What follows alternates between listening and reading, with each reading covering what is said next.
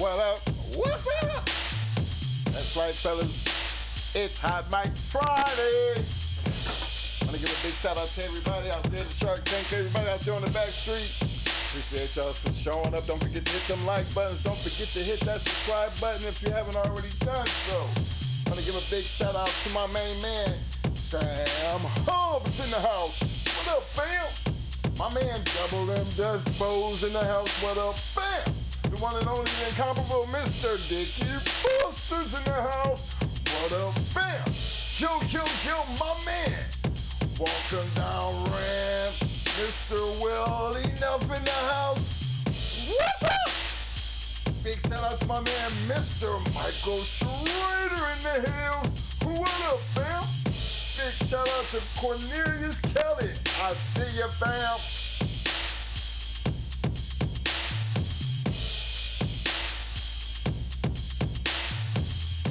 Shout out to my man, Kennels in the house. What up, fam? Yo, my man, Ron Keynes in the hills. What up, fam?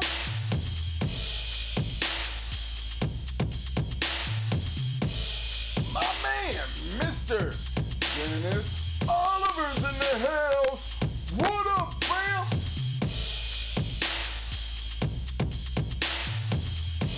Yo, my man, M1. What up, fam?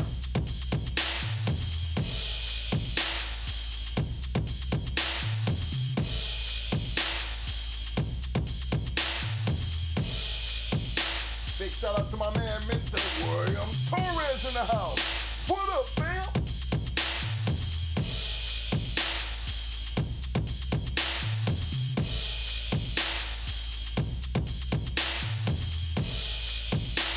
Want to give a big shout out to my man M1 coming in with the super sticker, showing the love with the 2-piece. Appreciate the love, fam.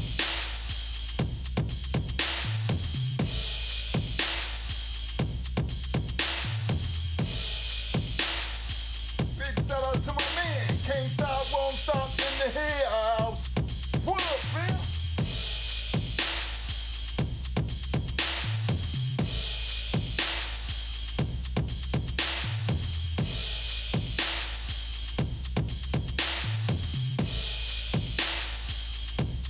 Shout out to my man, Mr. Brandon Newhouse in the house.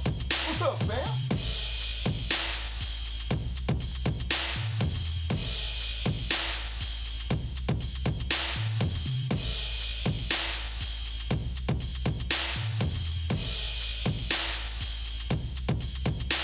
Yo, big shout out to my man, Hilltop Samo in the house. What up, fam?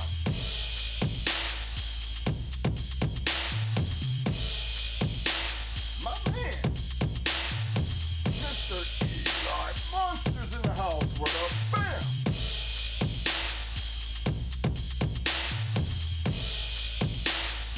Yo, big shout out to Heart and Finish Kennels in the house, what up, bam!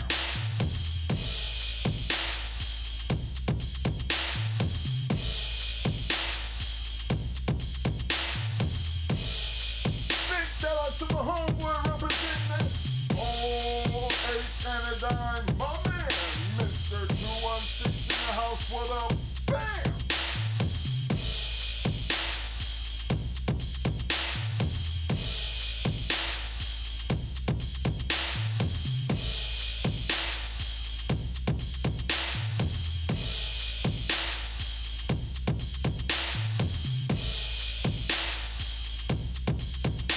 Big shout out to my man, Mike and Family LG representing School Country.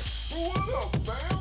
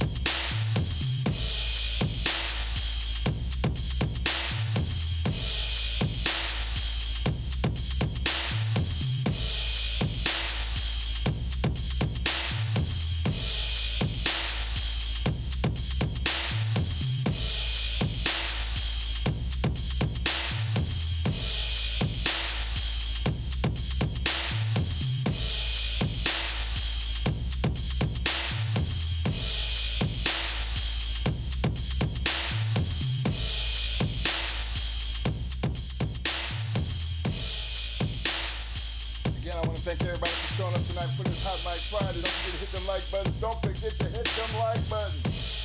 And don't forget to subscribe if you haven't already subscribed. Big shout out to all my people out there on the back street. Appreciate the love. Appreciate you showing up. Short Tank represent. I see you, bam.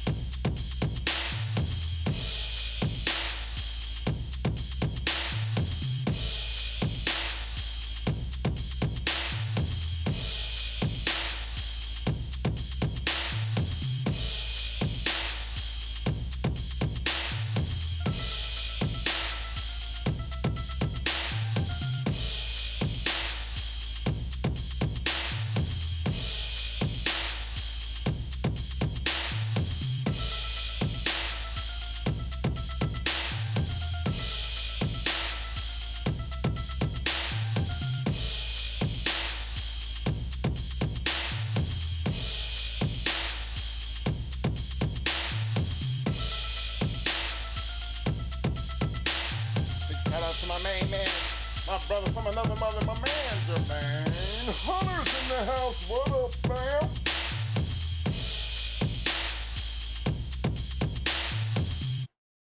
What up? What up? What's up? Appreciate everybody showing up tonight. Appreciate everybody for showing up tonight. What up? What up? Hot mic alert! Hot mic alert! What's up, fellas?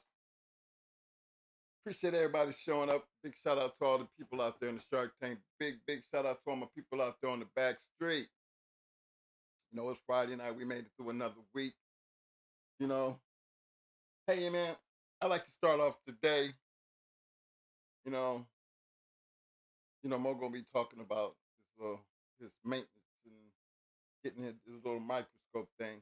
But I wanted to talk about you know, back in the day,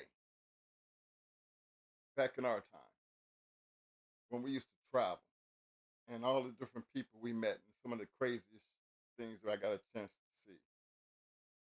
And it's a little different for me considering, I was always the second. So I was kind of like the one that always mingled with everybody and had, some of the crazy conversations. And I found it really entertaining because even though me and Mo was twins, they always looked at us in different ways. They didn't really just like look at, you know, us as the same, but as individuals, which I always thought was cool.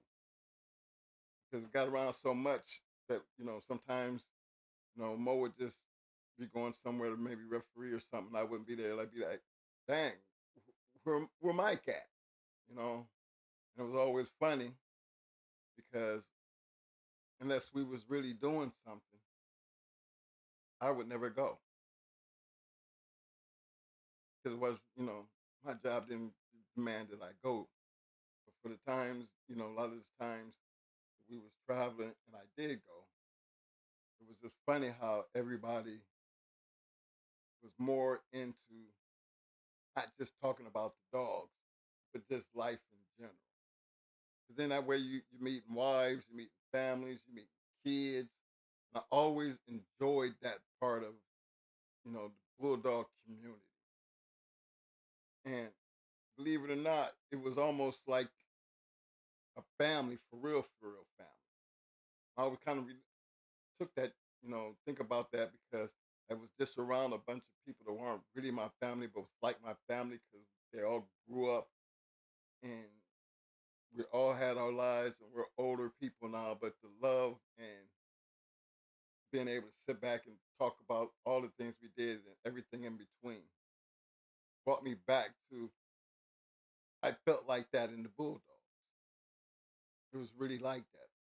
When you think about some of the people's houses we was at, the wives feeding the kids, playing, we out there playing with the kids. And I'm kind of be wondering, will this community ever be like that again? Been away from it for so long, I think it's always been a pleasure to sit back and do this right here because it brings back so many memories. It's like when we're talking to y'all, it just brings us closer to, you know, what we used to do, what we enjoyed doing. And I wonder if it would be like that, now. I could get all my boys together and a lot of them, they done passed on, but a lot of them still living. We talk to them, they call. Some have been on the show, some not on the show, but they still, they on that back street. And I know you out there, you know who I'm talking about, you know, and it's just one of them things I got on a bucket list type of situation. You know what I'm saying? Really. Just to see everybody want have a reason to come together and, you know, talk about the past face to face and have them conversations and things that have changed over the last 20 years and actually be face to face and just communicate and eat and drink and smoke and just laugh and have fun. No, I kind of miss that on the Bulldog side because that's generally how it always was. Show up, everybody is around. Difference was you might have a pocket over here, the pocket over there, pocket over here, but all the pockets seem to always intertwine with each other. So it always made for great stories, whole bunch of laughing, whole bunch of eating, whole bunch of smoking, a whole bunch of drinking, and it was just fun times. Now, 20 years has passed, and I'm pretty sure, you know, some of you guys out there know what I'm kind of talking about. You gotta admit, you gotta miss them times because times are different now. But for them, that time period, 20 plus years ago, it was almost like a normal thing when you just, where we going? Oh, boom, everybody there. And I just brought that up because that's one of the things I missed about the dogs. Being able to travel different places and meet different people and get, that royal treatment because they treated you like a house guest, showed you their town, took you out. It was just a part of that life that was enjoyable. And for me, just for me, I'm just speaking for myself. That was the best time of my life. Remember, I did music and moved around, but then a lot of dealing with the music thing, you didn't really party until after the event, because you was dealing with getting the artists together, getting people plane tickets, getting people paid. All that was that was just a bunch of work. You really didn't get a chance to enjoy yourself until after that part of the job was done. But these dogs was just a lot different because everybody basically was getting together and the party was already started. Conversations is already going. So you could dip in and dip out and meet this person and meet that person. And then before everything else, you go out into the town and you get a chance to sightsee and get shown places. Or it was just one of them things that I wonder if I could, you know, bring back that now with just bringing people together. Not doing anything, but just bring them all together and see if you can get that same response. Because this last um, gathering that I had kind of made me feel, well, that was a hood thing. That was, you know, big for our neighborhood. That was big for, my people to see us all actually show up in one place at the same time and enjoy that moment. It was something beautiful. And I know a lot of my boys, them special ones, some of them still here, some of them gone. But, and then look at all the other new ones. I can look out there in that Shark Tank. I know some of my people out there on the back street. It would be nice to just able to have everybody out there just to see what it would be like. I did have a fun time down at the Tom's Pig Picking. Met a whole lot of new faces. Met people from all over the country. Um, Seen a lot of people that actually hang out in our Shark Tank. A lot of guys don't even be in the Shark Tank to be hanging out there on the back street. See, all that was just fine and dandy. But that was somebody else's event. The pig picking was a little bit like, actually, even Tom wasn't expecting it to be that big. But, you know, he fed everybody. So it wasn't like, you know, anybody was running around there starving. And it turned out to be a nice event. But that would be something that I would think would pull this community a little bit closer together if we could just possibly do that part right there. You know what I'm saying? Let me see. Big shout out to my main man, Wim Yoon in the house. What up, Wim Yoon? Let me turn this sound up a little bit. I just want to make sure y'all can hear me.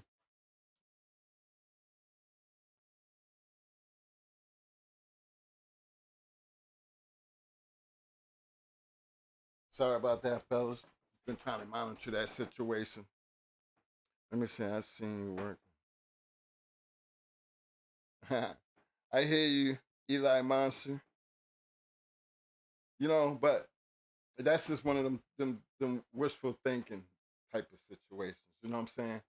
But hell, as long as you got a life, why it got to be wishful thinking? That's just something that I pressed on, and I wanted to share that with you guys because I know there's a lot of old school people out there who know what I'm saying, and we always talk shit about today's dogs and today's community and how people doing things.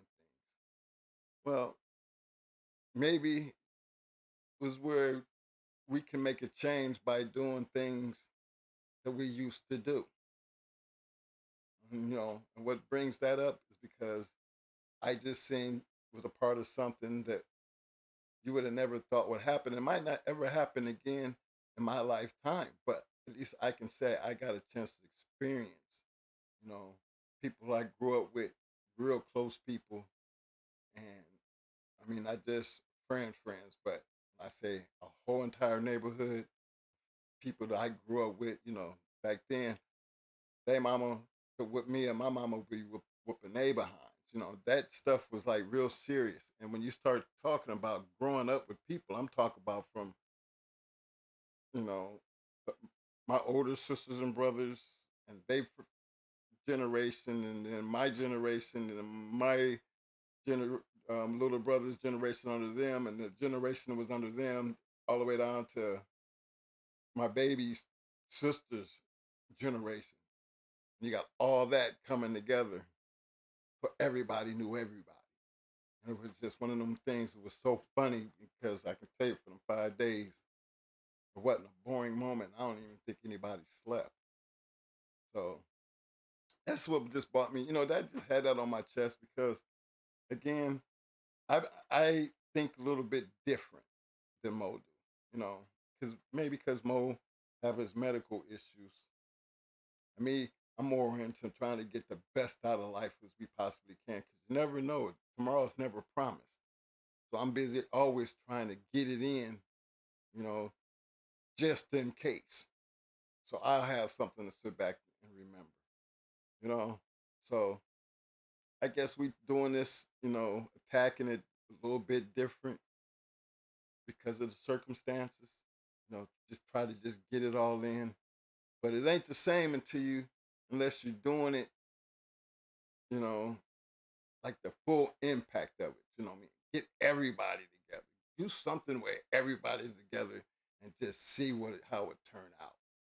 It ain't like going out to the club. You can't even go out to the club. You can't even go to parades. You know, y'all see that shit on TV.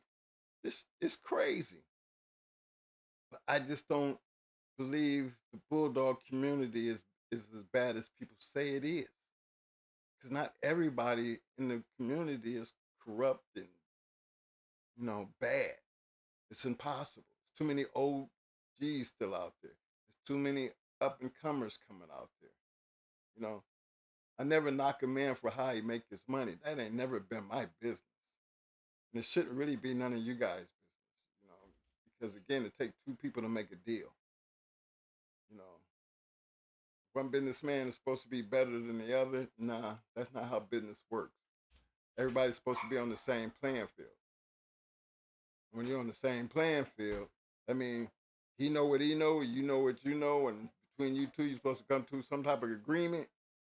And when that agreement is done, you can't talk shit about it because you didn't have to, but you did. That's how that works. So I think if people get back to understanding the business part of it, when you're making deals or you're dealing with papers or you're getting dogs without the papers, you knew that when you walked away with the dog. There's just certain things that I just see how things just blow up and how people putting people on blast, and it's almost like, this game has always been about business. Always. Think about that. All the way down from the breeding program, the studying, the selling the puppies, every transaction has been based on a business transaction. And yeah, like in any business transaction, there's negotiations. And your negotiations generally do get loud and go back and forth. But then that's all about, that's how you deal with business. Eventually, y'all come to an agreement. Remember, that's the whole key. If you can't come to an agreement, then you agree to disagree. But then in the same token, y'all can still be in the same building and enjoy yourselves and have fun and have drink. And who knows, y'all might be able to renegotiate conversation and boom, you got a deal. So maybe I'm just getting old. Maybe it's just wishful thinking. Maybe I'm just asking too much. But guess what? That's the way I'm going to live my life. Because like I said, I'm never promised tomorrow. So I got to get it in. And in order to do that is why I'm saying what I'm saying. Because I'm not going to keep putting down the community that I used to love so much that took up the majority of my life. I can't do that. It's hard for me to do. Just like in my neighborhood. I'm not going to sit back and talk shit on my neighborhood when I felt like everybody in my neighborhood was responsible for everybody in the neighborhood. That's why everybody's mothers and fathers and aunts and uncles who was around that and how we all grew up. We grew up with that village raise a child because that's exactly how that was.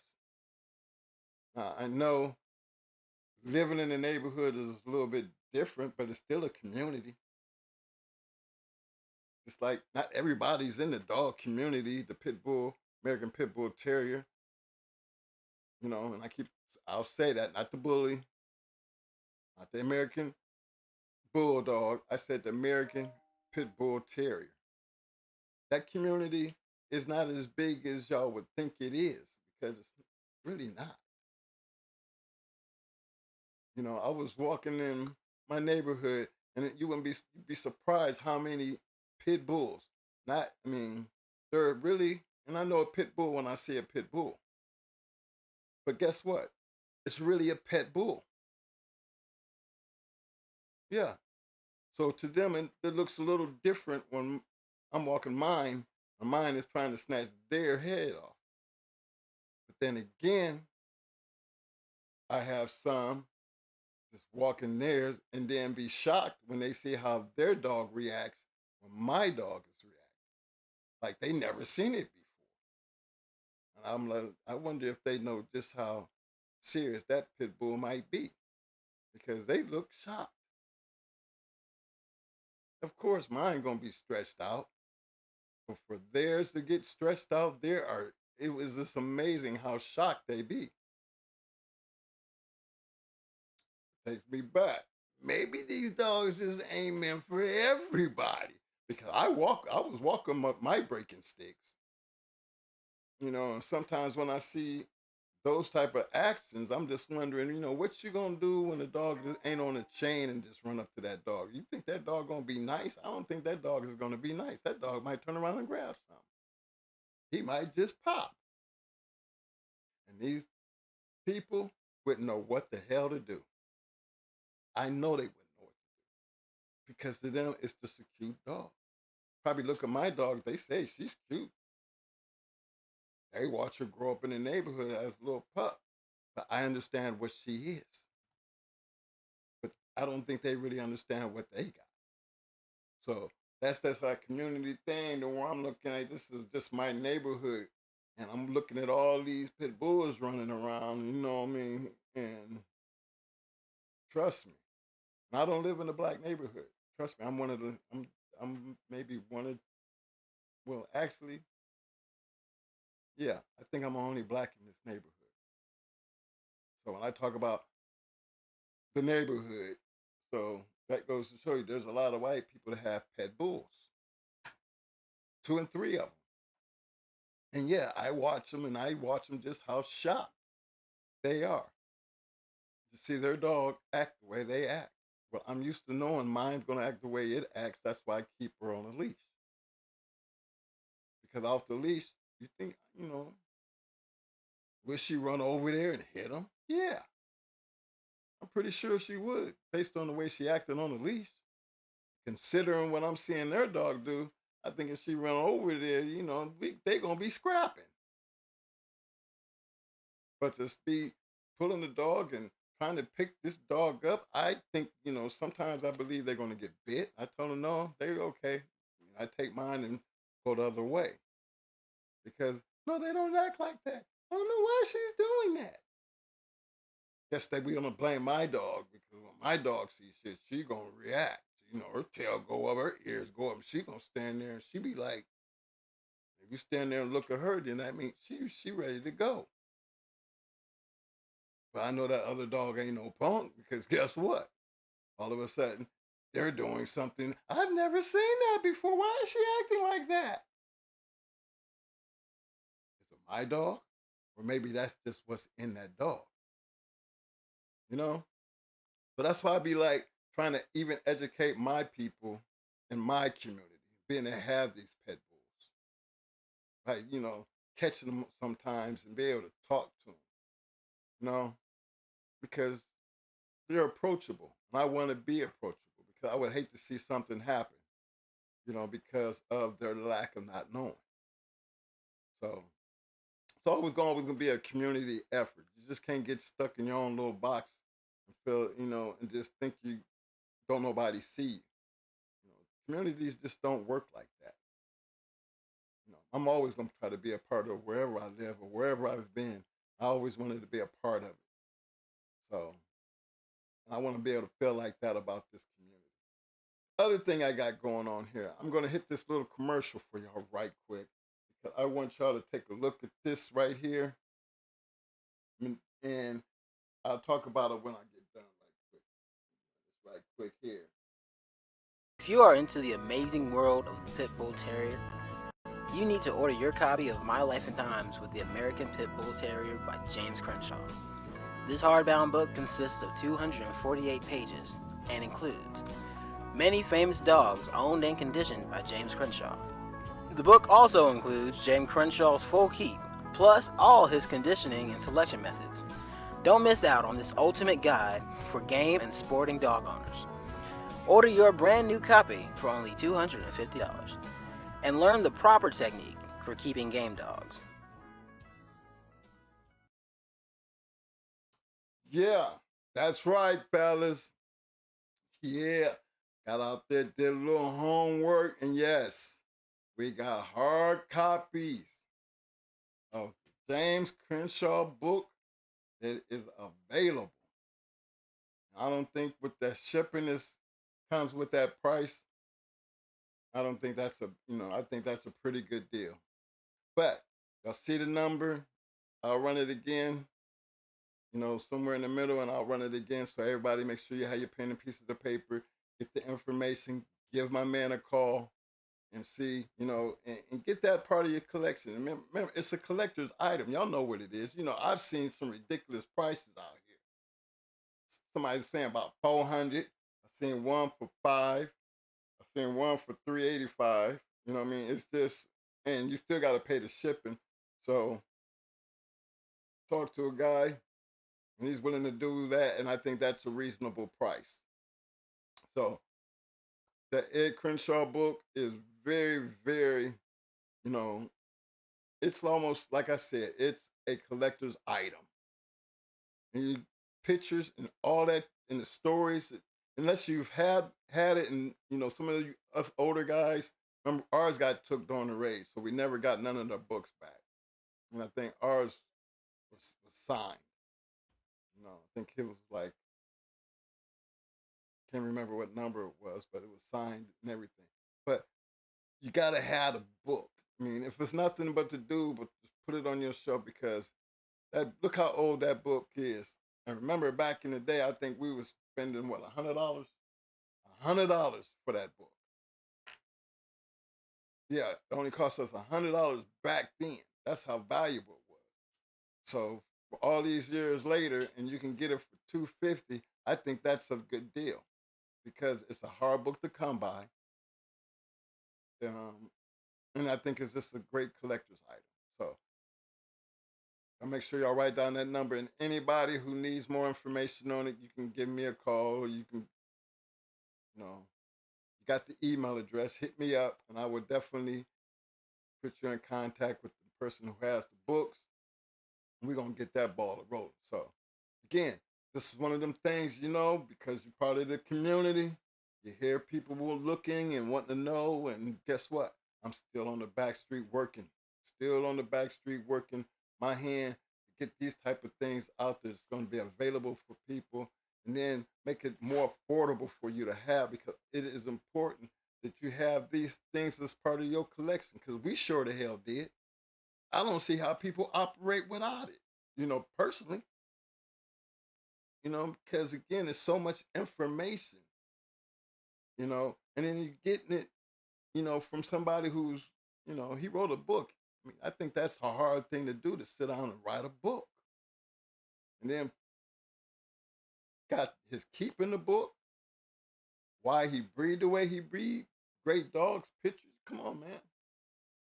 That is something that I feel like the more I can find things like that to, help and make you guys be a little bit more respectful to the community, because I think that's what it's all about. We lacking respect for the game. You lose respect for the game, you lose respect for the dog, and definitely going to lose respect for the man with the dog. So I think it's a way to tighten that all up, and just, first of all, give everybody a reason why the game can be better. Because the confusion, time gonna come, man, they're gonna be banning these damn dogs, and then what we gonna do? Because, I was checking out my man Buck City's show today, and it was real informative. Big shout out to Buck City, about understanding the difference and how everything that does something is a pit bull. Well, there's no such thing as a pit bull. There's an American pit bull terrier. You can't call them big 80-pound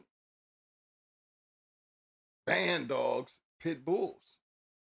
I just think that's unfair, and it actually it really does give us a bad name. Because if you think about the band dogs that you've seen that killed that person, you know what I mean? There ain't no pit bulls. We get out and feed all them dogs for all these years, and we never run across the kind of shit that we're running across now. I don't know why they just don't call them band dogs instead of calling them pit bulls. Pit bull kills a man. Pit bull maws a man. Pit bull maws a kid. Pit bull kills a poodle. I mean, those are not all pit bulls. And it gives the pit bull, a bad name. And I just think it's like doggy profile, you know. And what we gonna do? We ain't gonna do nothing. We just gonna sit back and just let it go on and on and on because we don't have no control over the media. We can't stop them from saying it, you know. But then this is what leads to all the problems that we have. So how do you fight that? Well, if the community was a little bit tighter, when I say a little bit tighter, that is more like getting together and be constructive about what to do. You know what I mean? You have to be able to get together because enough voices and the right voices saying the right things can and will make a change. Because what we're going to do when it comes down to trying to do the wall climbing, treadmill races, and I mean, what? Because all of us show up with dogs, does that mean we got a damn army of police around us? The SPCA, whatever they call themselves, county dog catcher. And these are all the things that we're susceptible to having to deal with on a basis, on just being normal, trying to do something right. The only way we're going to be able to deal with that and stop the madness is to stand on what we think and feel is right. Because these people being mauled, it's not a good look, especially when they keep calling them pit bulls. They're not pit bulls. They're band dogs. They a damn mixture of all kinds of people's crazy shit, and you're going to get that type of animal. And they seem to be getting more vicious with it now because it's starting to happen a little bit more. So this takes me back to when I was talking about that pet bull who walks around my neighborhood and they be looking crazy when they dog ears and tail go up and they stand in that stand and start barking. Like, I've never seen that before. Well, they're two pit bulls. I would expect them to act like that because it's basically by nature. I'm just wondering what you gonna do when somebody else's dog get off the chain and run up to that dog. I mean, if he grab it, what you gonna do? Are you gonna panic? Because you panicking with the dog just standing up there going nuts. So these are the things that I will help them with because I don't think they do know. And I wouldn't really say anything to them unless I didn't hear the comment. I don't know why she's generally a good dog. I don't know why she's acting like that. Okay. Well, I need to get around there and help her before she has a problem. So those are things that I think that helps us be better and do better. So that's just me chiming in. And don't forget the book, man. I got some other things coming down the pipeline, but I'm just starting with the books, and then there's a couple more things I'm fixing to try to work my hand in and see if I can at least help my people, my community, be able to have access to some things without, ripping your mouth out. So that's where I'm at with that. Anything I can do to help to make things easier and better, anything y'all can do to make things easier and better, and anybody have anything else that they want to offer that I can help you out, my door is open. And that's where I'm at with that. So before I turn this over to Mo, I want y'all to feel me right there. And understand where I'm coming from, and just, give me a quick thumbs up. That way I know y'all feel me where I'm coming from. Because what I'm asking is not new. And we don't look for this to do. And everything that you give will always be appreciated. I wouldn't care if it was 99 cents. because what we're doing is trying to make the community better. Because, like I said, we're not promised tomorrow, and we at that point in our life to where that day gonna come, and no one knows when that day might be. That we might not be doing this no more. So I just try to get it in while I can and enjoy it while I'm doing it. But I need you guys' help. How can you help? I just named a whole bunch of ways. Now all we need to do is just make it happen, Captain. Deuces. Hey, want me to help you set this up, man? I'm gonna help Mo set this up because I know he's fixing to get into his doctor mode. Yeah, that's another thing. You know, tonight's conversation, he's going to be getting into. I kind of got it, you know, the parasite situation with the worm thing. This is a real serious conversation right here. Because y'all know I be on Facebook, you know, and I just see some of the things, just, you know, some of the dog issues and skin issues and shit issues. I mean, there's so many issues. But, you know, when it comes to trying to help somebody based on them issues, it is so many different remedies and people suggesting this is that and this is that or this is that, and then you have some to be like, well, run to a vet. You know, y'all know what I'm saying because you probably see it. This conversation that we having today it's important because for 20 plus years we raised dogs, bulldogs. It ain't too much we ain't seen, and ain't damn sure ain't too much that he ain't done when it comes to putting one back together. My boy is good. He done seen it all. He's done it all. You'll never see him out there giving anybody any information. You'll never see him on Facebook saying it's this or that. Because again, what he would say would get lost in the sauce of all the other bullshit that's out there. But we're going to take time and we're going to tell you how to do it here. So at least it's going to be on video. We tried this once before. He did it again, but I think it's necessary to get it out the way now because it's hard to go people to go way back and go watch that video. And even in that video, with all the videos we've done since then, you still have people asking the same questions when really you can go way back there and get some answers. But today he's going to do some live searching. You know, he's going to take some shit and he's going to show you how to mix it up and he's going to do, you know, a test. Coming from one of my dogs had worms. But we're doing it, did the treatment. 10 days later, we're going to retest and we're going to do that test today to see how much more testing has to be done. You know what I'm saying? So, thank you everybody for showing up to the show. And I'm going to turn this over to Mo. All right, Mo. It's on you, baby. Something you want to say? Just give me a chance to get everything set up right quick.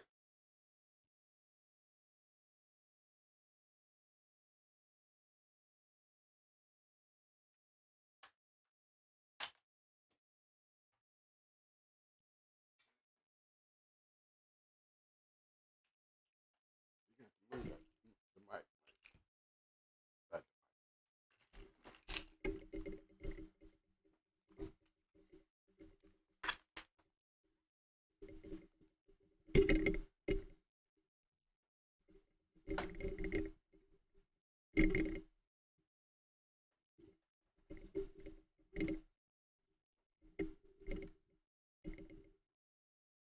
Mic check.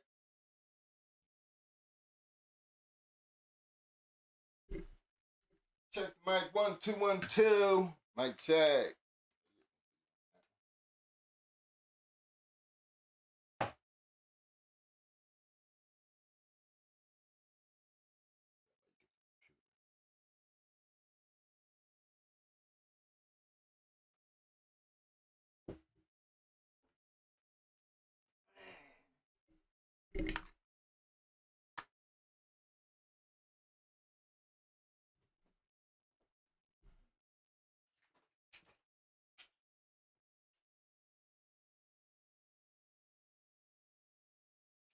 I give a big shout out to my man. Oh man. What up, fam? My man, you're so rock in the house. What up, fam? I did say, win you. What up, fam?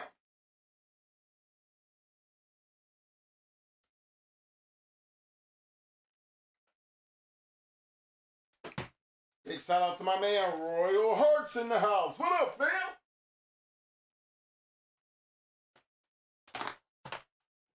Big shout out to Mayhem Kennels representing Arkansas, Louisiana Combine in the house. What up, bam?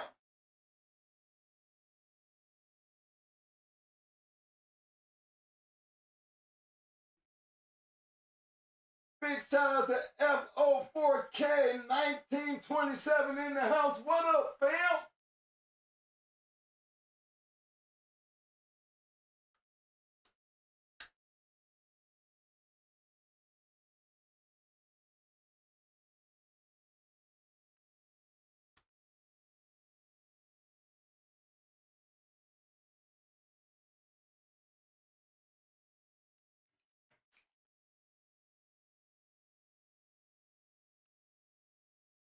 Big shout out to my nephew, Jerry Gibby in the house.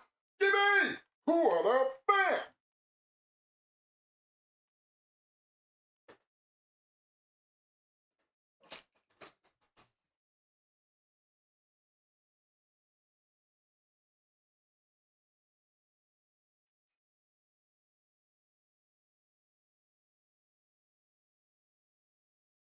Big shout out to Cool Beans 1203 in the house.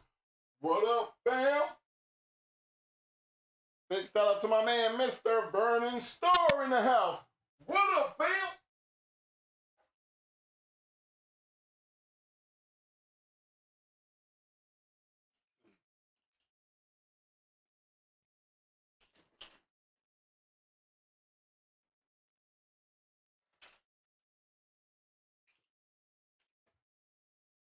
What up, everybody?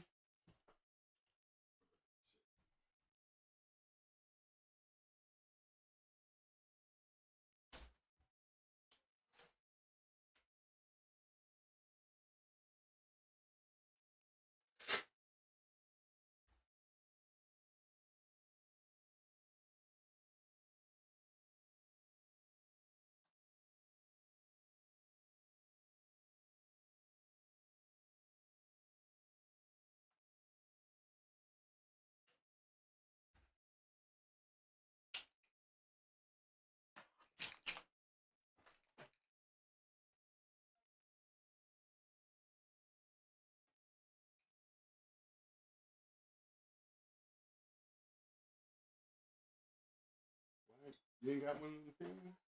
I sure ain't bringing one with me. Come on.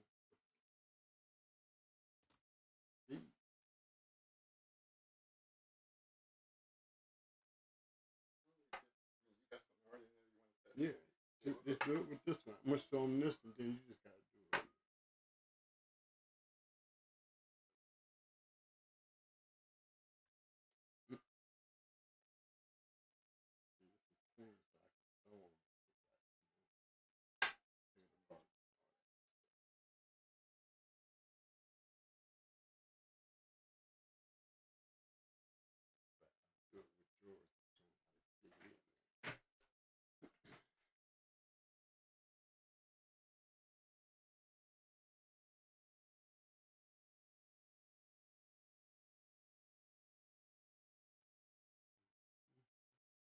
What's up, everybody?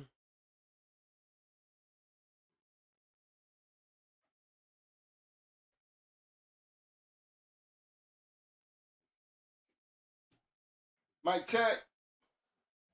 Mic check. Yeah.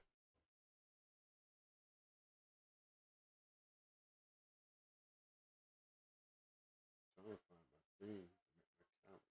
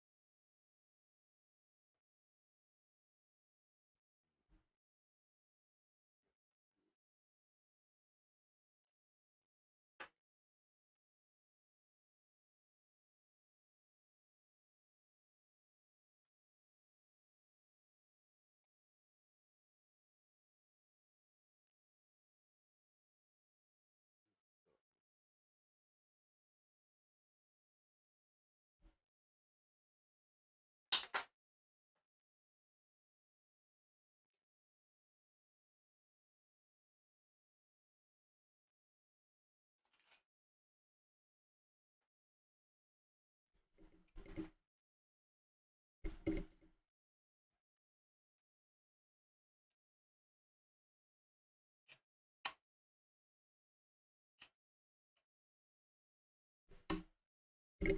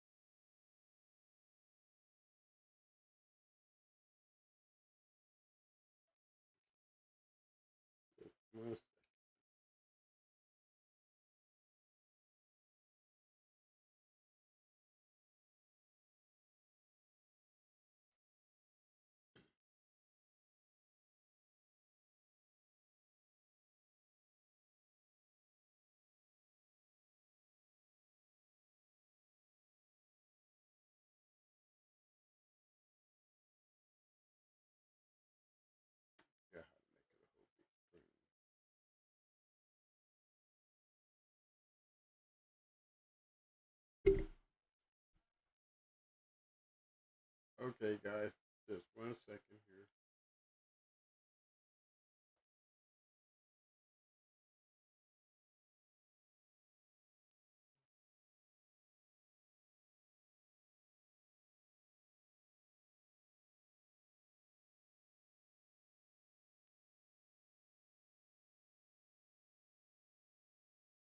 Okay, guys, thank y'all for holding out, waiting for me. Before we get into this, it's gonna be a quick old thing as far as using a microscope to do your worm checks. It's important that you learn how to do this. If you learn how to do this, just to save you a lot of money. The money you save just in unnecessary worming and lack of proper worming, you know, will take care of the microscope in itself. No, you need a microscope, slides to go with your microscope. Okay. And if you got a computer, like I do, you know, you can go through the eye, but see, this is for instructional purposes today. I'm going to go through my computer off this microscope so you guys can see what's going on in the microscope. Now, this solution here is what we use. It's called the flotation solution. This is what you put inside the cap right here, which I'll go over this with you in just a second. And it causes the eggs and the worms, eggs, and things like that to float to the top where it'll be able to get there on that sample slide where you can test it. Now, the way I like to collect shit, by, this is another good investment. When you get something like this right here, it looks just like that. Okay, 2 pieces here. This here comes out.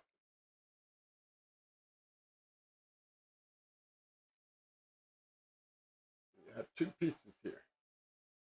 Take this piece here, okay? You might bring your sample.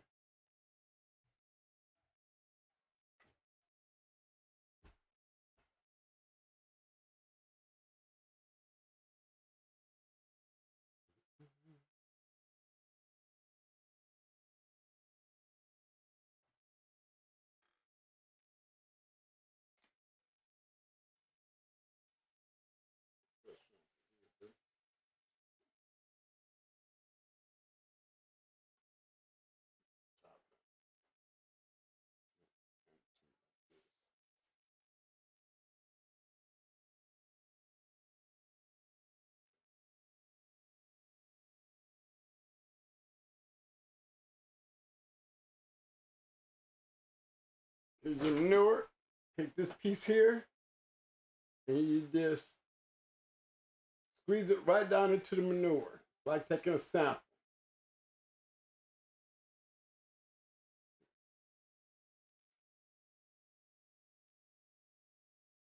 And you just take it and slide it right down into your cap. Okay?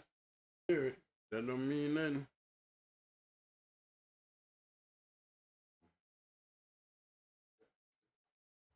I guess I'm still on, guys. Okay. Where'd I leave off at? Okay, now you know we got the fecal stuff in here, right? Remember I told you about the flotation stuff? The flotation solution, you can get it at Walmart. You know, I bought mine off of Walmart online. Now, I'm gonna give y'all a little insight on that for me. I like Walmart, you know, it's still fecal solution, but for me, I like to see it a little thicker for me. So me, I take a lot of sugar. I pour one in one sample where I just keep that just one solution. And then, you know, you can use them like, I use those little plastic, not like these.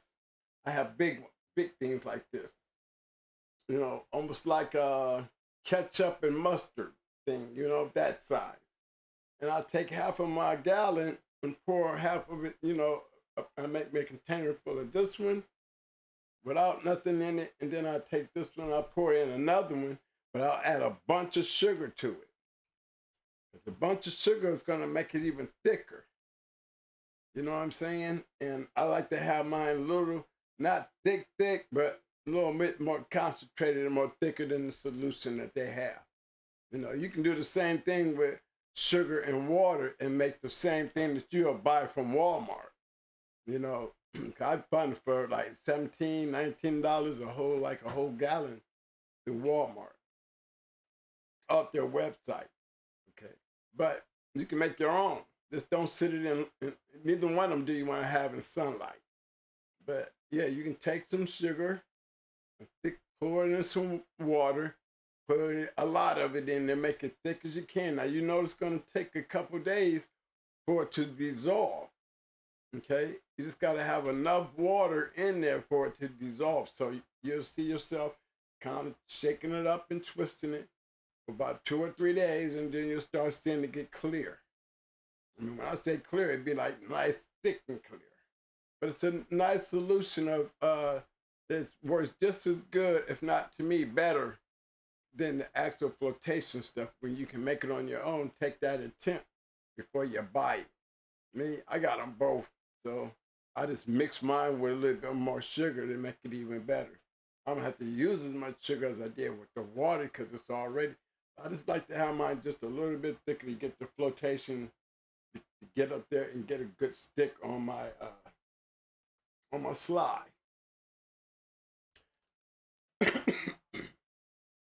Now, what you'll notice when you get one of these, say you went out and bought these right here. Remember, it's the fecal collection kit. You know, and I think I got like 100 of them. You know, I got a whole box of them. Okay, let me tell you, this in a marker is valuable because see, I can collect shit in my yard, and with the marker, I can put on there what I need to put on there, whether it be dog number 1 or the damn dog's initials or even the dog's name. If you get a nice little Sharpie to write on there, you can collect a whole bunch and then throw it in a little bucket, and you know what I'm saying, go collect the yard, walk the yard. My advice is always, if you're gonna do it 10 dogs at a time. Get 10 of these, and then when you go out there to clean up, just go in there and just dab on it, click, write the dog's name. You know, and I always think, because we're gonna throw it, it's not gonna keep it, but I always write the date in case I get inside and I need to put it in on some type of record or bookkeeping on the treatments that I'm doing. You know, before you throw it away, I would always take the date, you know what I'm saying, and get it in my catalog. And this is the date that I collected on those 10 dogs. You know what I'm saying? So you want to be able to keep up with that. So when you go out 10 days later to do it again, to make sure, you know, you're going to be analyzing to make sure that these dogs are clear of worms. You know what I mean? You'll have that date on a schedule where you don't go missing it and end up going 2 and 3 weeks before you even know if the dog still got worms or not. Okay? Now, like I was saying, when you buy it, right? When you get it, this little line, you'll see a little line, like you'll see it's like 3 little stages here. Stage 1, a little bit right there. And then you see there's a little stage 2 right there. These 2 stages.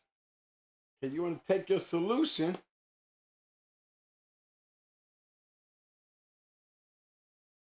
and we're going to fill up the stage 1.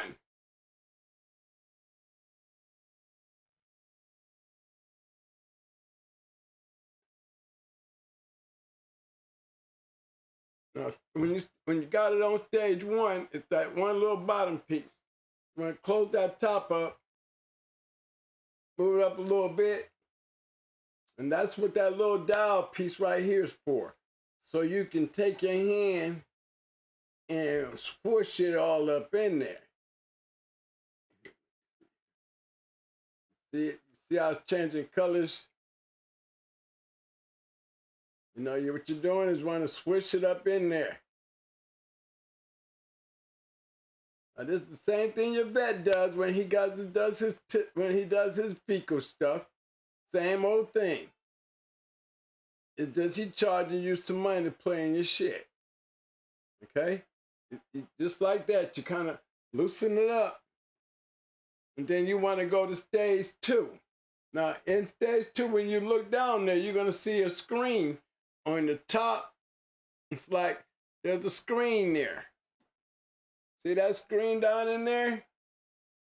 There's like a screen there. You don't want to fill this up to the screen yet. You want to fill it up just under the screen.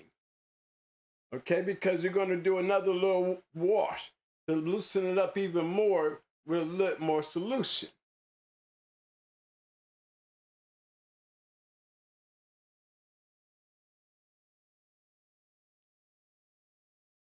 See, I got it up to that screen. I got a little bit over it, but you'll see the line.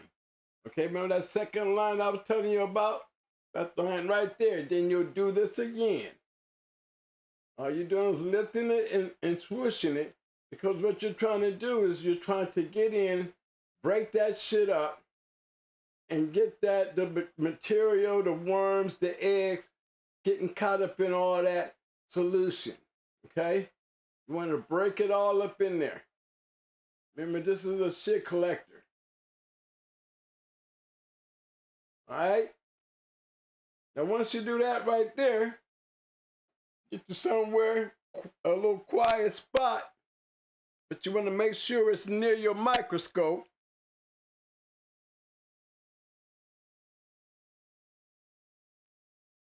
I'm going to try to do this where I can literally show you guys. Okay? See if I can do it right here. Right, can you move the camera just a little bit? Because I want to sit this down because here, what I'm gonna do, people, and this is really, you want to have it sitting down when you do it.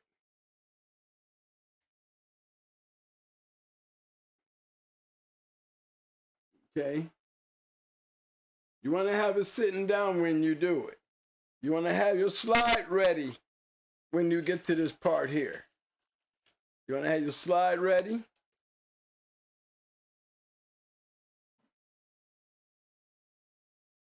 I always say before you put your slide in,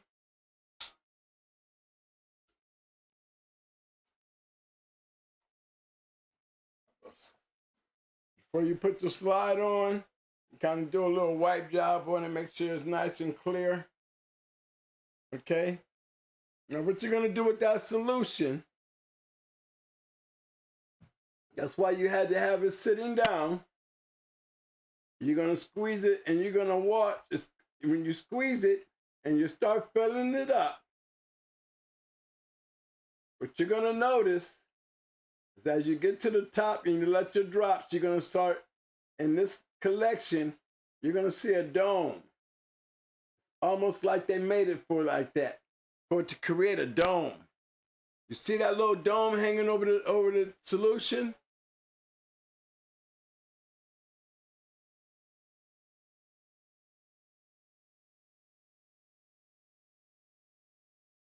Yeah, see that? It's like a dome sitting over that. You see that?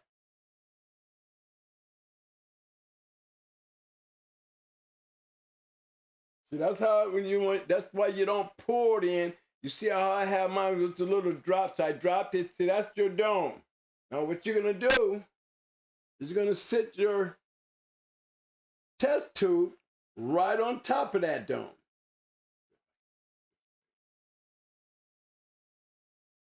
I mean, your slide right on top of it.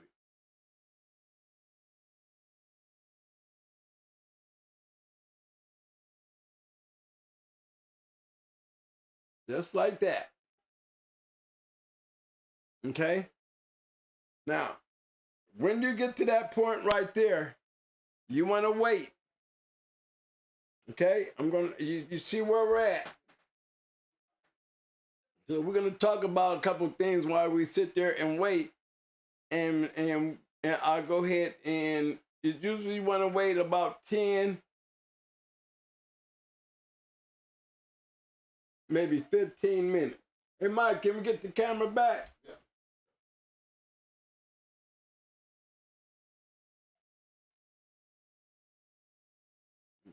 Still on here.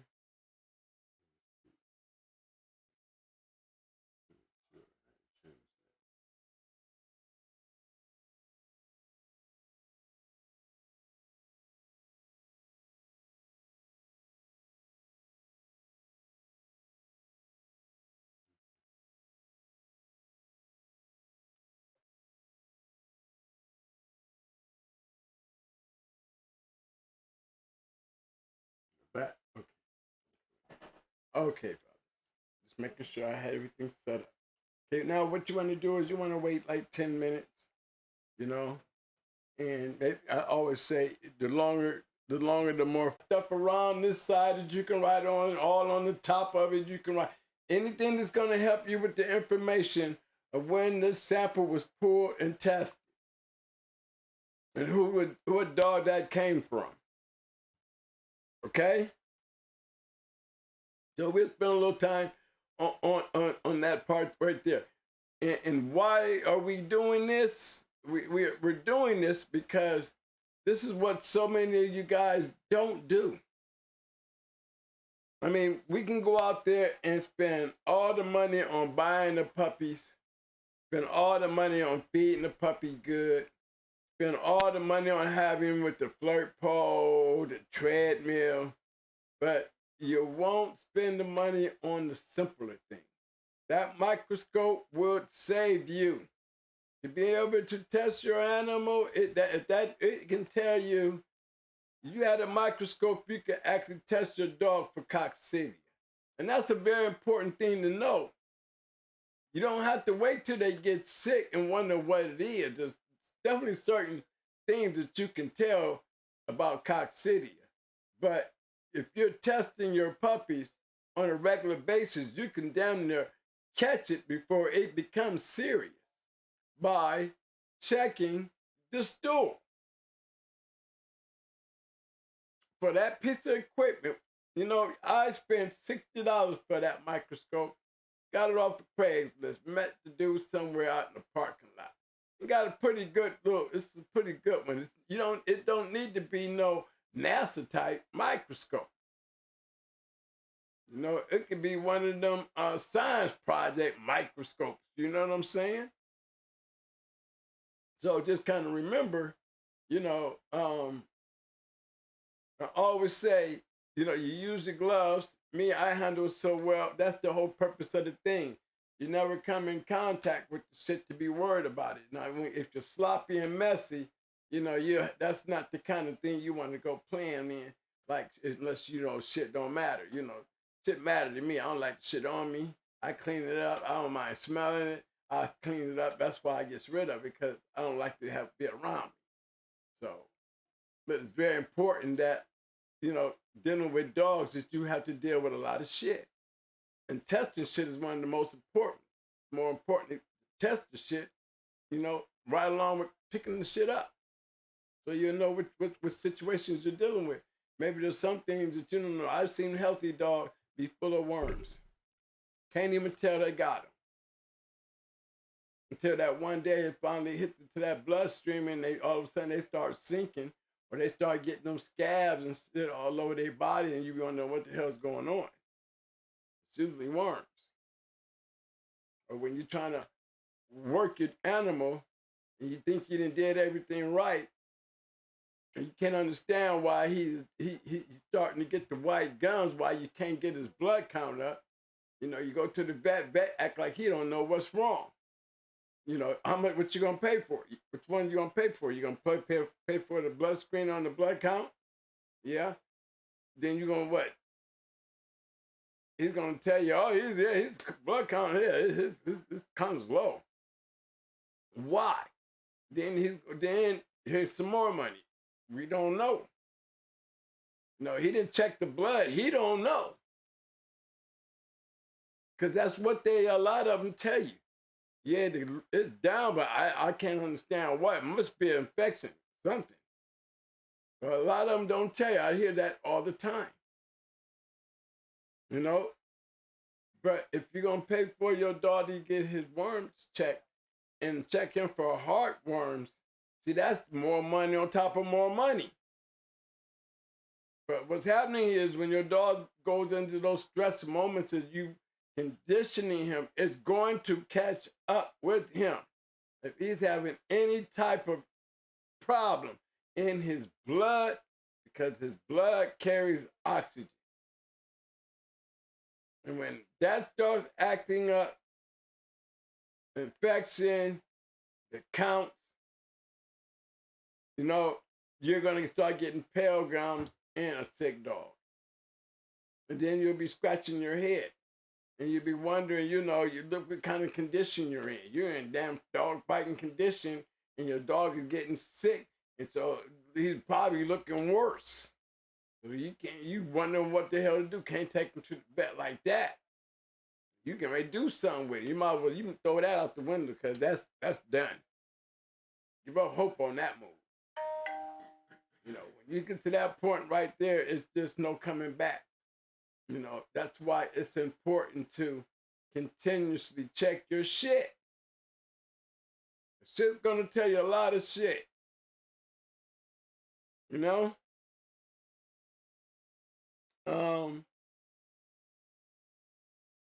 I wish I had the information for you guys where I get my stuff. I'm gonna tell you, I get it anywhere where they ship it free. I'm paying for this shit. I wanted to get it and get it free. I'm just keeping it real with you. If I can go back down, I did a show one time and I had a list of all this. There's pictures of all this stuff in one of our other shows. And it's one of the early shows, around the third or the fourth show. Got a lot of information on there as far as medicine, the worm medicine, even how to mix it. Even, you got medicine that, the vets use, that they use as a prescription to you, that we can make the same stuff and make it even better, over the counter out here. And be having the same stuff that the veterinarian charging you and trying to tell you the prescription to use. If you just understand the active ingredients, to know how to understand the active ingredients in the milligrams that is used for dogs, not the cows and and all these other animals. They only want to put it on the prescription because of the dog population. But shoot, the farmers get the same stuff. You know what I'm saying? It's just got to be a little stronger for dogs. You would be like, well, why we gotta be so strong for a dog? Because maybe a dog got a different type of system. I don't remember cows eating animals. Dogs will eat animals. You know what I'm saying? So I would think that that's why it takes a little more than some big old cow to worm compared to a little dog, maybe 30, 40 pounds. Because his digestive system is digesting usually carcass. He's still a wild animal. Cow is usually eating grass, a goat is usually eating grass, a pig is usually eating trash. Ain't nobody really, and then I know pig eat meat too. He'll eat a human, stick him up there, you know. But yeah, that's the purpose of that, and that's probably why we use swine when we use the Ivermectin. That 1% swine. I didn't say cow because I've never used cow. You know, there's somebody out there that just said in our last show, cattle and swine. You know, that's the first time I've ever heard it like that. But if you can get it like that, as long as that 1% Ivermectin, and it's got swine for that swine that you can add to cattle, it must be the same thing. But I just put, you know, it had to read the same thing if I went and got cattle. I never bought cattle. I've always got 1% swine. Whether it was for a goat, sheep, no, I want 1% swine. Okay. Yeah, we give that stuff a little minute to just sit down in there and just float on to the top. And when it comes to searching for worms, make yourself familiar. So when you start doing this stuff right here, you know what I'm saying? You want to have all your stuff in order. You know what I mean? Me, when I got to this point right here, I have diagrams, pictures, all the kind of stuff that I need. So when I go diving down in here looking, I know what looks like what. So I familiarized myself and got better, you know, to the point now I don't even, you know, I don't need the chart.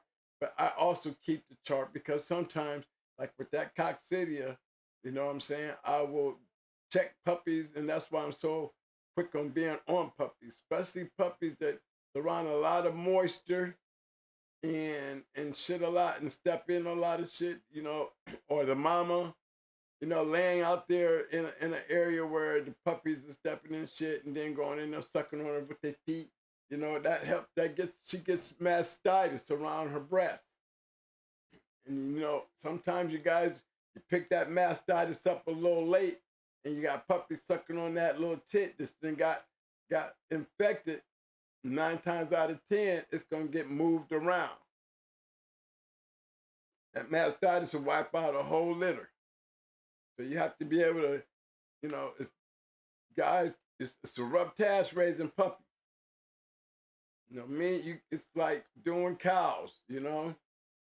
I mean, really. I kept a thing of Banadine scrub, surgical scrub, in a bucket.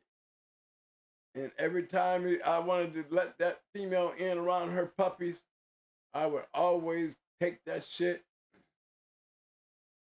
fuzz it up, and wipe it off, and then spray her off on her tits. And then I would let her puppies feed. You know, I kept puppies on paper, layers of paper. I would put a bitch in a little spot. I wouldn't use straw hay or none of that. I would just use layers of paper. Because as the puppies is scooting around, mama licking up shit, and you know, in the early parts of it, it's just a straight. You can use a swimming pool. You know, one of them plastic swimming pools. Great place to have a litter because you can take that and keep it clean. Mom's got no problem licking up puppy shit and licking puppy shit up for about the first week or two. Going into week 3, she ain't on that shit. So that's when, you know, you start doing me personally, I start going towards the weaning because then I'm starting to go for first shots. I'm doing it all around 3 weeks because I don't even want the puppies on the mama by 4. So yeah, my first thing of worming, where I start checking puppies for worms, usually happens around week 3. And I'll be prepared to, when I do it on week 3, I'm prepared to give out my first set of shots on week 3. It might not be the 4-1, 5, the 7-1, 8-1, and all them, but I'm gonna keep my puppy start. It's called the puppy shot. I'm gonna start off with that right off the bat. And I do mine at 3 weeks, and then I do my worm check. At that time, I'm doing samples of the puppies. I'm doing the same thing. I got my little thing, there's a little tool. In my earlier video, you'll find it in there. It's a little fecal collector. I'm pretty sure if you guys ever been to the vet, the little thing that's got the little loop on it. We take it and put it up in the puppy's butt and move it around a little bit, and then we come out and be that little bit of shit on the stick. Yeah, then we take that and then we use that as a sample and to check the puppy shit. That shit will show you worms in the puppies. And if the puppies had any type of coccidia infections and things like that, just in there, you can even see blood in those samples. Indicating intestinal issues. But there's so many things that you can see that's very important to you, especially if you're feeding a bunch of dogs, or you have dogs that you just can't take to the vet, in an area where, everybody's looking at you and you just can't be taking dogs to the vet. Not saying that you're doing anything wrong. It's just sometimes when people see this wrong perception when you take a pit bull that, in condition and then got sick, they look like they've been starved. Because that's what happened to a lot of them. They said they even got sick because they weren't healthy. You thought they were because you were giving them this, giving them that, but did anybody ever take time out to get them checked? Don't everybody run to the vet before, we used to do a dog. Most of them didn't. Most of them didn't. By the time he became a champion, looking for grand champion, what vet you gonna take him to? Okay, looking like Zebo in the face. Where you gonna take him? Or Homer in the face. Where you gonna take him? Come on, making a little sense here, So it's like, hey, you gotta figure all that out. You gotta figure all that out, and if you gotta figure it out, the best way to do it is to be safe, is to learn it and do it yourself, and know what you can do and what you can't do. The only thing that I would do is even me, I take samples and do the same thing like I'm doing with this stuff here. I take samples of blood and mark it. And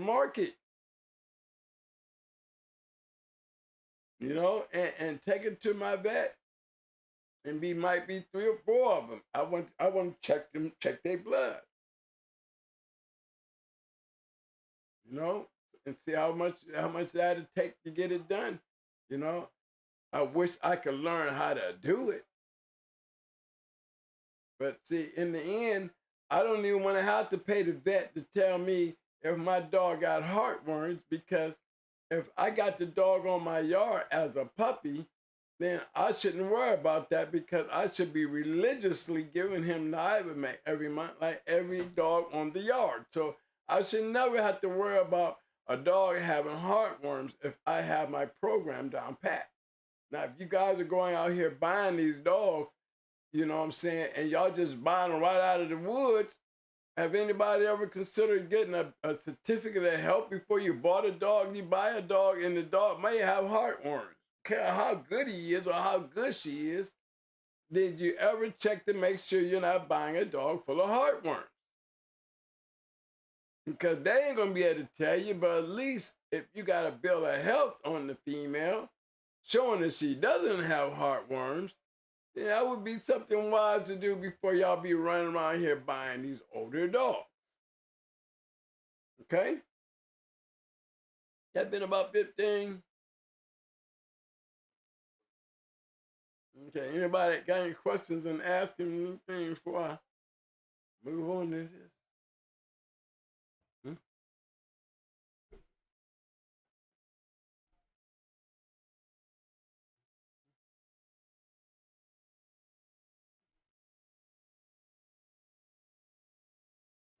I'm getting ready to move this thing on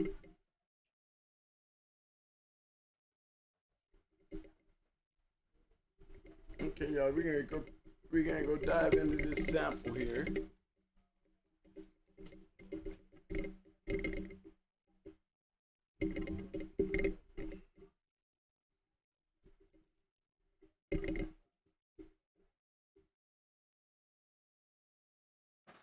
And what I do, I just lift it up, lift my slide straight up,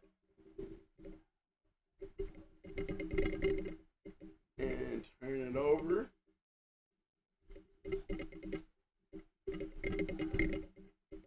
It takes the dome right off. Then I take my cap and I just close the cap on my dome. You know what I mean? And it's done. Keep some wipes around in case you gotta wipe up your little area. You know, I always keep my little bleach rag. Yeah. Yeah.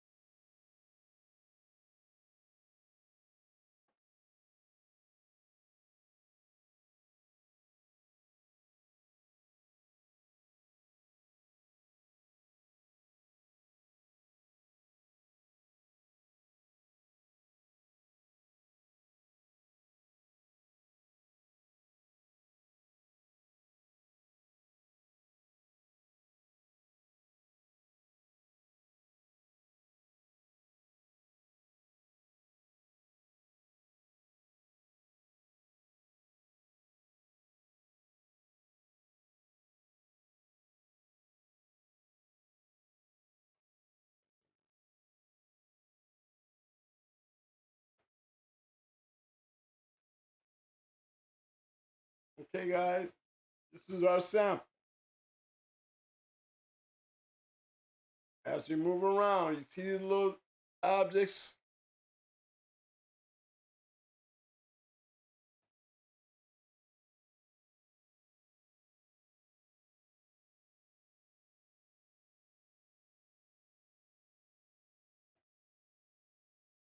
You want conformity.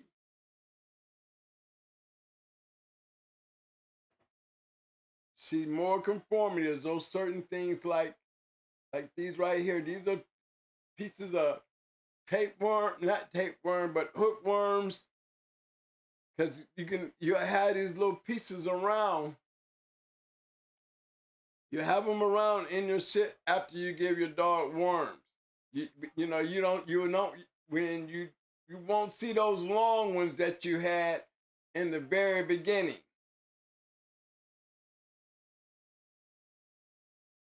No, all we're doing now is just taking a ride around.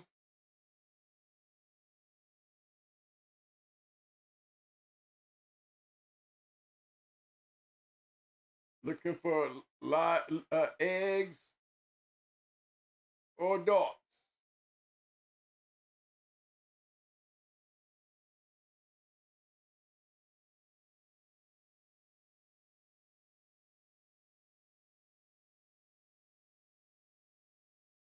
Anytime you see a round bottom or a pointed head, those are small worms there.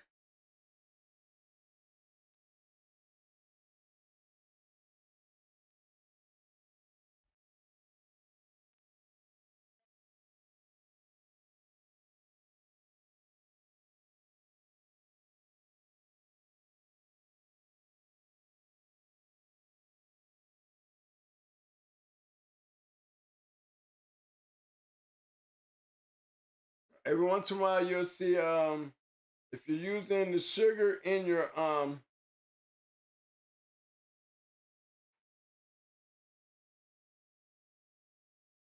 if you're using sugar in your mix, you might have some of your samples may have sugar have sugar cubes in them. They look like little tiny cubes.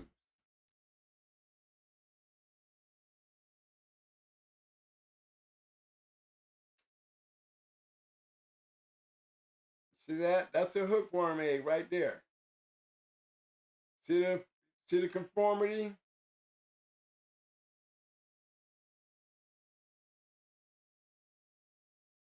Them those little pieces that I told you that you see them around?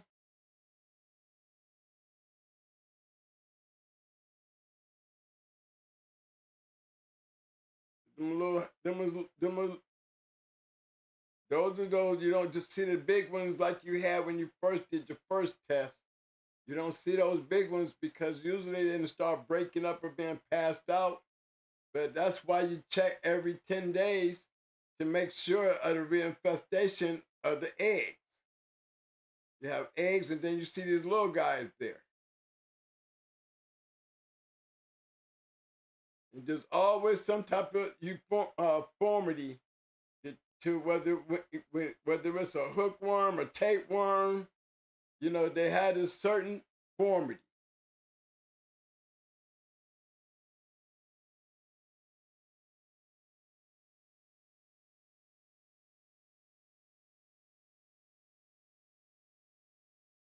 See that little guy right there, that's a worm.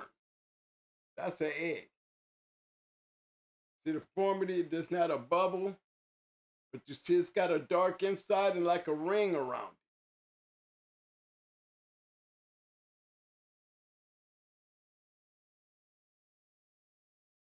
it. Those are roundworms.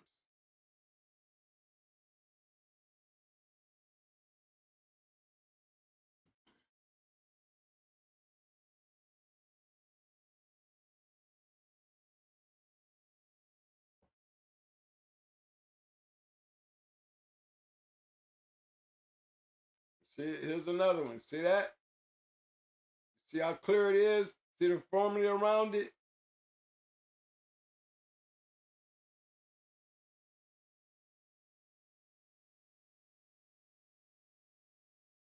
Not like everything else. I mean, when you see a worm, an egg, you'll know it.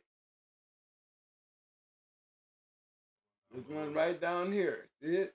There's two of them right by each other. There's one here.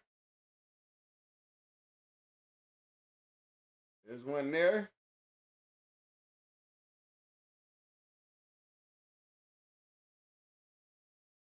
One there.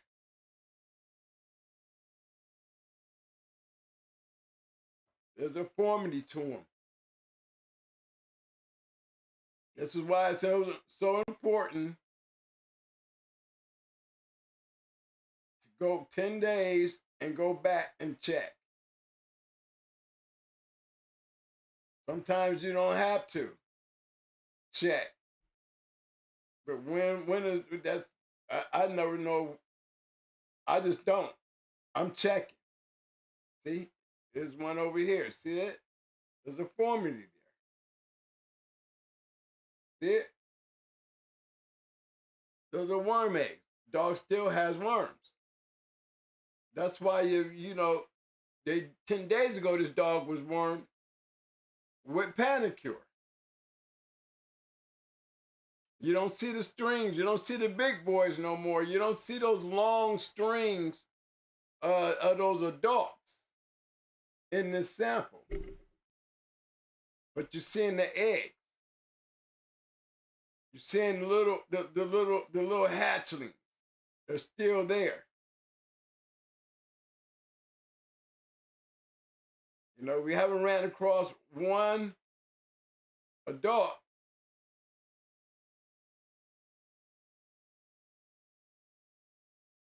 for me to use even as an example. Oh, guys, needs to be warmed again.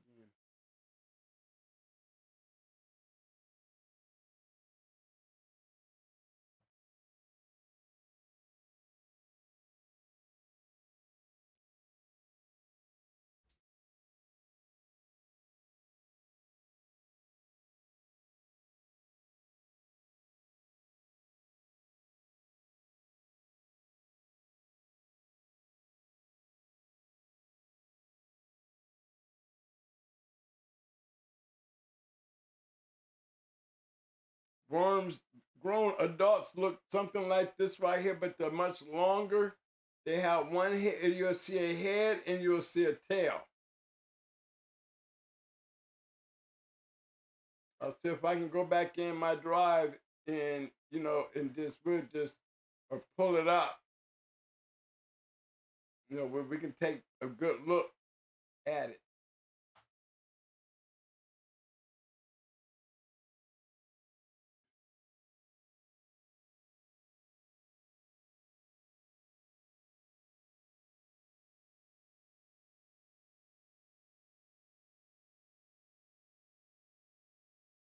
You know, adults, see, that's an egg right there.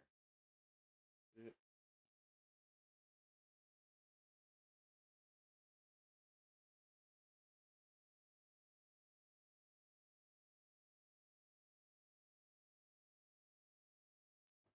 There's a formity there, guys, that you can't, you just wouldn't be able, you wouldn't miss it.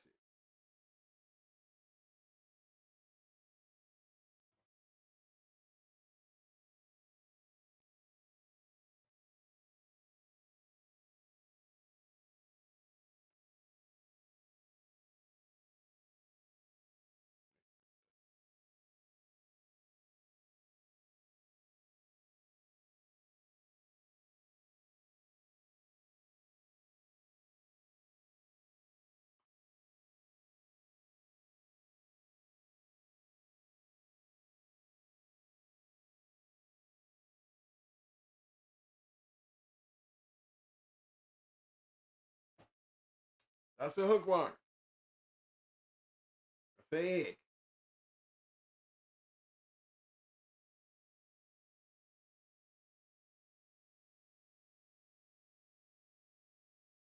I just magnified a little deeper, guys. That's what I just went magnify a little more and see if we can go find those, give you a little closer look.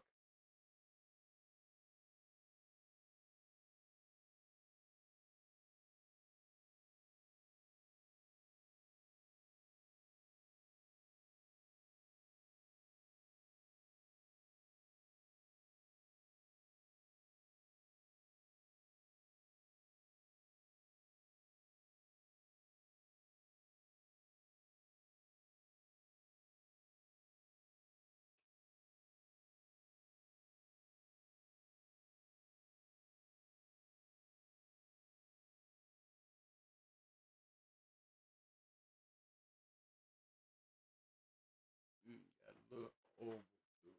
That was supposed to round. I could be around.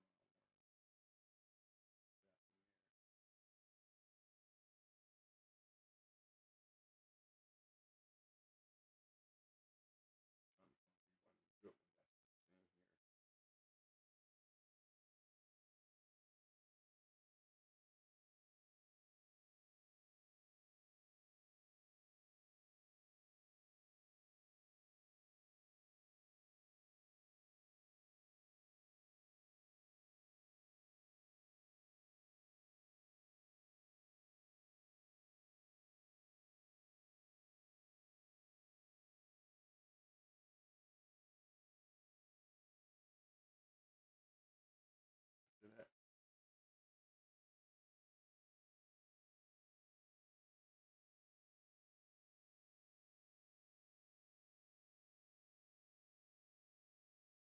They always had that, like it's like a outer membrane.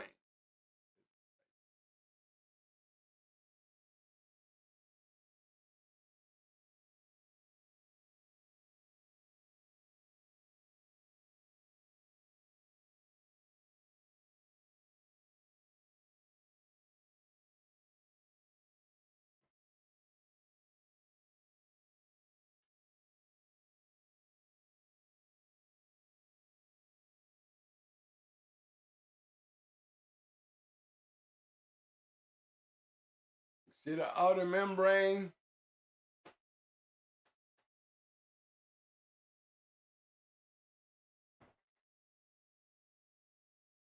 And if you notice the little worms, even this one over here,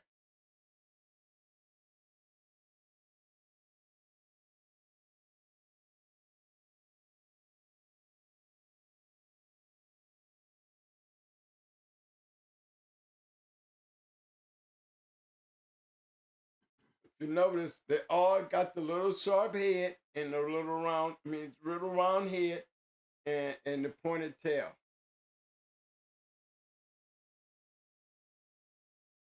And they be a lot longer. You'll see them a lot more in the store.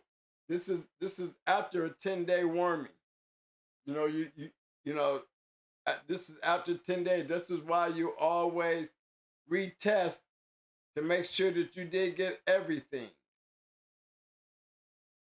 You know, we have eggs here. We have remnants of, you know, she still has worms. It needs to be taken care of. Remember those little sugar tabs I was showing you? Anytime you see these in here, these are nothing but the sugar cube.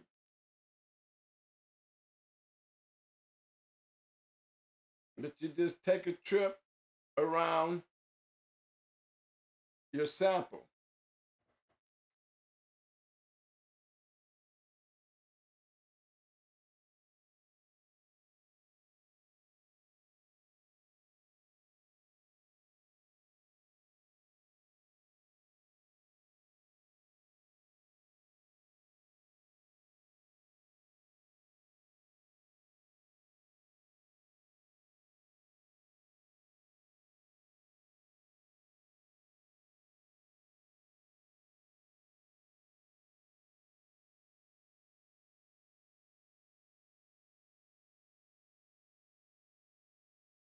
So many things it shows you inside here. Yeah, that's how close we are, how deep we inside here looking.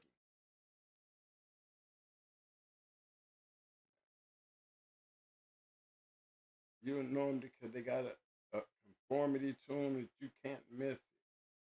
You know, it's gonna have that like shell around it. You know, it's real easy to spot because it's the most perfect thing in your sample.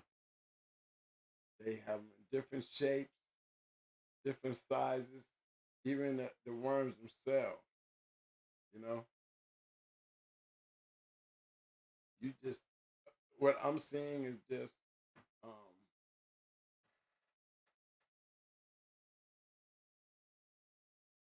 see what we found is she still needs to be rewormed. We didn't find anything, no grown ones, no grown dead ones. There's already been a whole lot of passing 10 days of that.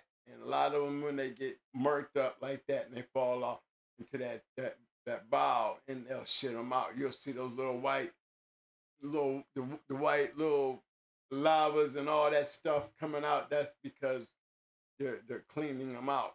But that was why it's important to go back and check. Because if we find eggs, those eggs will hatch and we'll still have worms.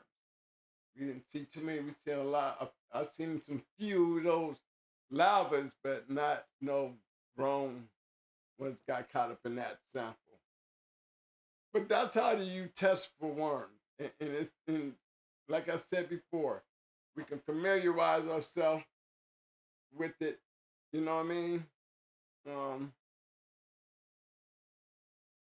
Like I did have a chart, but I'm going to see if I can pull one up so we can get a look at what we were looking at, some of the stuff we were looking at. Give me a hot second.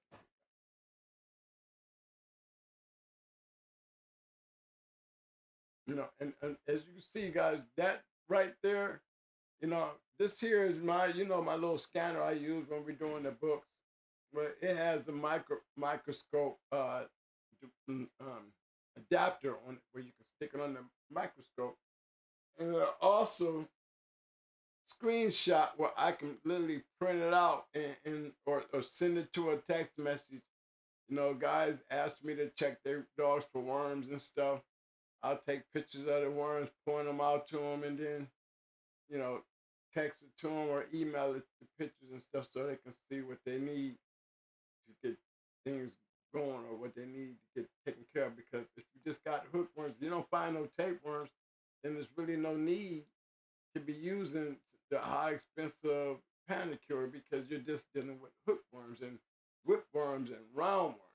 Tapeworms, yeah, I would be grabbing the high mighty stuff. But the hookworms, you know, I be using we went over these type of things on what type, okay?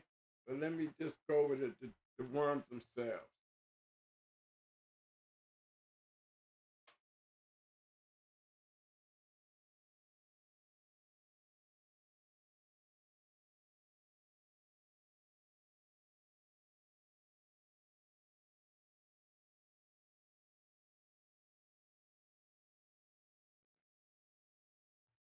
Right with you, fellas.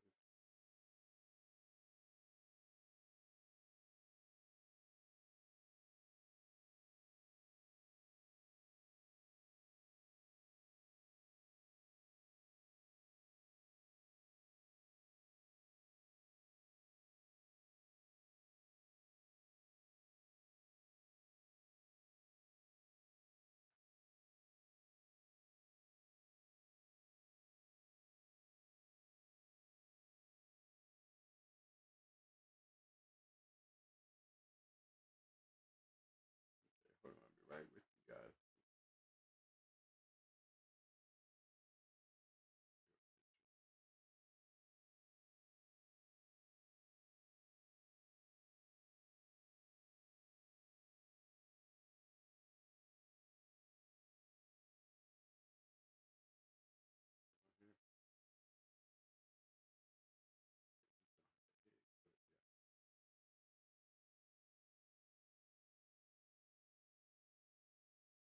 Okay, there's one right here, y'all. This is like a simple one here. These are the common intestinal parasites that you'll find in your dog.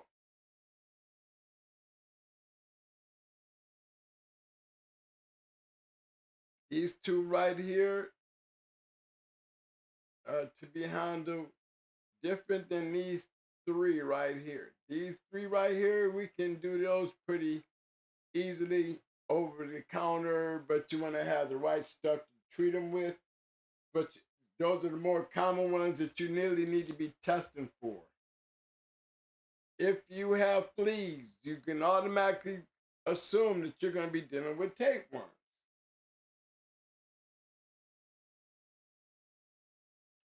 Heartworms, if you got mosquitoes. If you got mosquitoes, you will be dealing with heartworms.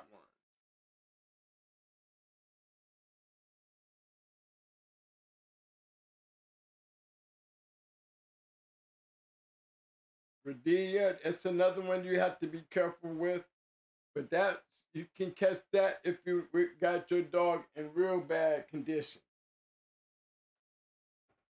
You know, if you got your dog in real bad conditions, you know, you're going to be dealing with that for sure.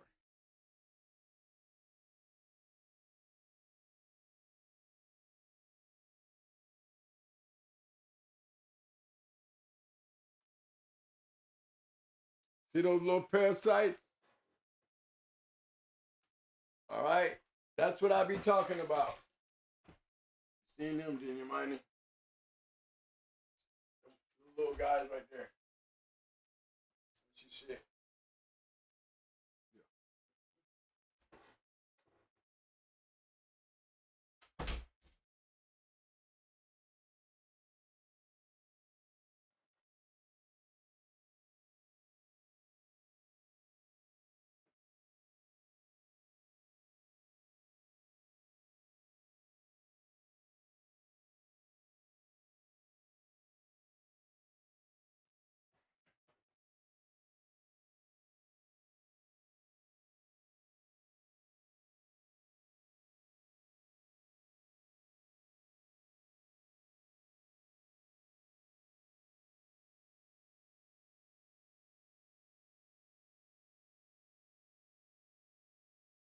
I'm pretty sure some of y'all done seen a lot of this shit. Now, when they start dropping shit like that, like right there, they start dropping shit like that without the warm medicine, then you already know you got problems. And the reason we go over this kind of stuff, fellas, because when you're putting a dog in condition, you're and you're increasing the issues, the problem that dog's gonna have, because you're putting him under an extreme situation, and it's impossible for them to get through what they're trying to get through because they have things that are prohibiting them from being healthy. Because what you're trying to require from your dog, you're not going to get the full impact because it has issues. And you would not believe how many times I've seen people putting dogs in shape and seeing the dog hit a wall and then go back and go look and find that these dogs have worms.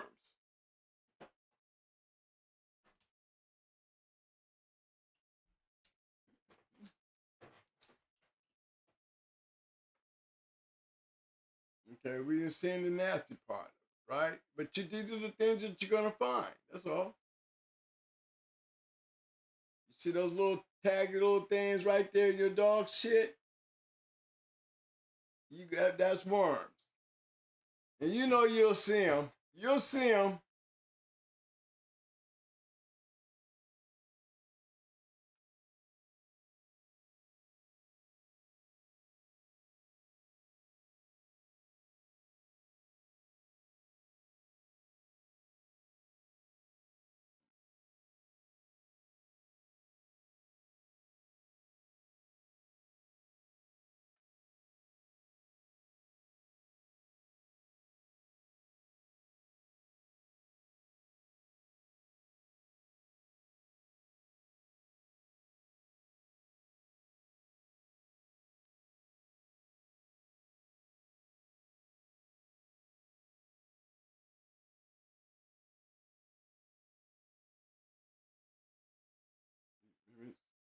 See those right there?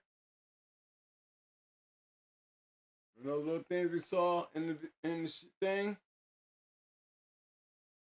Round head with the tail, hookworm. You see the same thing in whipworms.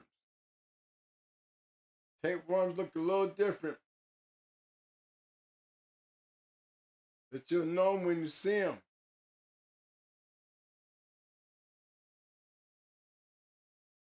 There's the heartworm larva.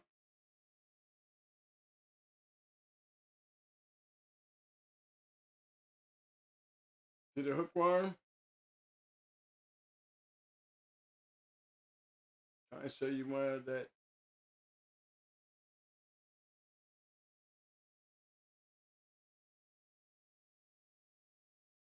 See those? See it?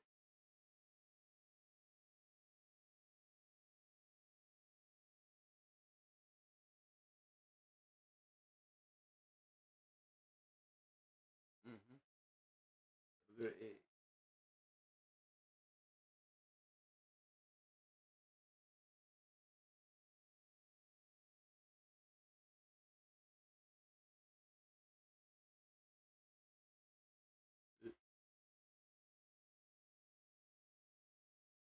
That formity.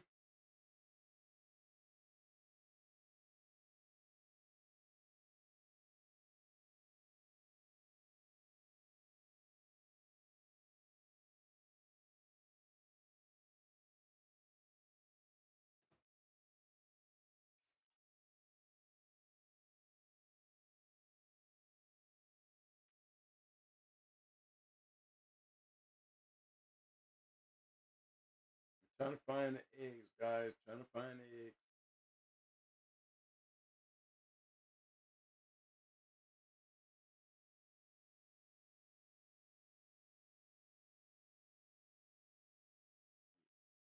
Shit right here.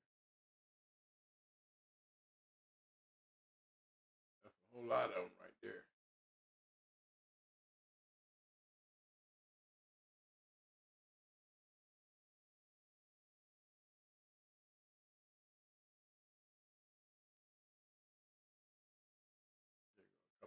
There you go. Those are long ones. See 'em? Remember that?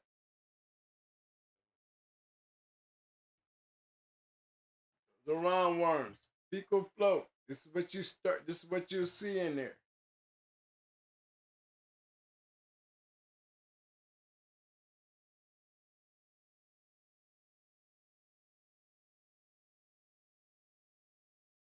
Different kind.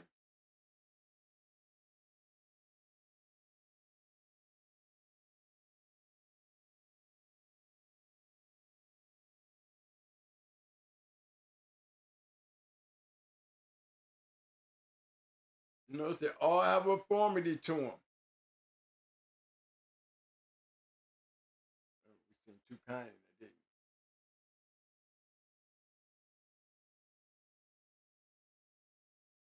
we? So we concluded that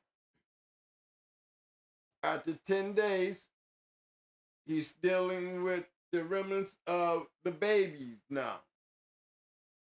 We're seeing a few hooks in there, but they were babies.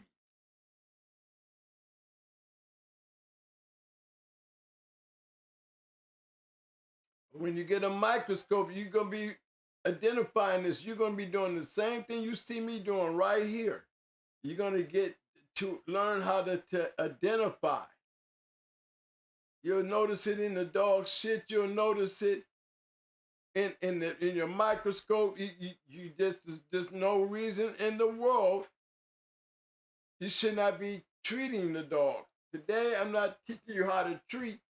Today, I'm teaching you how to go look for yourself.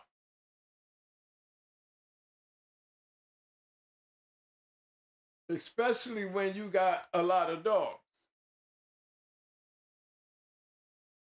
Or you're having puppies. That microscope can be your best friend. You know, so many guys work hard on trying to keep their dogs straight so they don't have to deal with their dogs getting sick, and some of them do a good job at that. But, you know, doesn't take away the fact that, you know, the time gonna come, but that's not gonna be enough. So shit happens. And you got to be prepared. And if you're talking about maintenance, if your dog ain't got no worms, then why are you wasting worm medicine on him? He needs to be getting his Ivermectin once a month. And you checking his worms. He doesn't have any. I mean, when you got your yard clear, and you know you can go through your yard and start only checking them for once a month, and you got a clean yard, then you got a hell of a bill of health. Because after a while, guess what happens? All that shit on your ground ain't carrying shit to pass around. And as long as you got your dog on a heart preventer, which is the Ivermectin, you know what I'm saying? And a way to keep the mosquitoes is the Ivermectin. A clean yard where you ain't got to deal with fleas, you ain't gonna be seeing no tapeworms because they get the tapeworms from the fleas. Ain't got to worry about ticks if you ain't worrying about fleas. So that only leaves you the nasty ones. The nasty ones is the round and whip and the hook. What's there economically easy to take care of? Economically, they're easy to take care of. It's the fleas that really takes the prescription when you want to deal with those fleas. Because they're going to give your dog tapeworms, and tapeworms has to be done in a certain way. And if you're going to do a dog that has tapeworms, then you might as well get the shit that's going to take care of all the worms. Because when you're dealing with the tapeworms and you didn't have fleas, then you're dealing with the panicure, the more expensive, high top shit. If you're not dealing with fleas and you don't find tapeworms, then you got some stuff out there that's stronger than Nemex, stronger than Nemex altogether. If you got some stuff out there that's dealing with coccidia in your shit, and you'll find little remnants of blood cells in your shit, and you'll find remnants of coccidia, then you know you get that dime mixed drink a little vitamin thing, and you mix a little of that stuff and make your own bottle of all bond. Yeah, we make your own bottle of all bond. And you know what I'm saying? Shit, little drops in their water. I mean, little drops, they don't like it, but guess what? Leave it in there a couple of days, and when they're in their youngest and stuff, and you dealing with a lot of mess, it's always good to drop like 1 or 2 or 3 drops in that little big pan of water. You know what I'm saying? And it don't hurt to go put a little bit in on your female either. Because it's a small concentration, but what you're doing is that's what you want, a small concentration to take care of the littlest of infection or infiltration based on how you keep your shit clean. If you keep it clean, don't get mad when it happens to you anyway. Shit just happens. But Vanadine, you want to definitely keep your female scrubbed out. A lot of guys, they wonder why, they start losing puppies. If the female come in strong, she's going to come in strong with strong puppies. Then you should be able to maintain, things correctly if you play by the rules. You know what I mean? And what I mean by playing by the rules, it's like literally taking care of your dog. You spend so much money on feeding them, the doghouse, and now the cages and the rules. So many other things involved. This right here is one of the best investments you can put on your yard. Like I said, I'm not trying to go over the whole concept of the complete ordeal for what we use. I like to have that on deck too. So that'd be like a day that we just, what you're looking for. Now that you got it and you realize it, now I'll be able to put the medicine up there. Boom, this is what you're going to have for this. And you want to use this. There's some medicines that, unless you got a friend of a friend of a friend of a friend to get you that high power stuff, that you want to get from your vet, without going to your vet, there's ways that, you can get it, if you're having a hard time getting it, You want to get it from a good vet, but, the first thing I say when you go communicating with a vet is test where he at. If he's all about the money and, you tell him got a few dogs, it's going to cost you a lot of money to be dealing back and forth, but can he write prescriptions for simple things that's going to maintain your yard, like things like that? If he can't do that, then there's no need to mess with him. You want a vet that's willing to work with you, but you got to do a lot of it on your own just in case.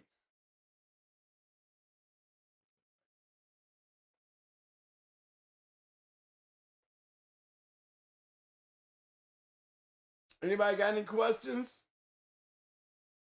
I'm ready to answer some questions, guys.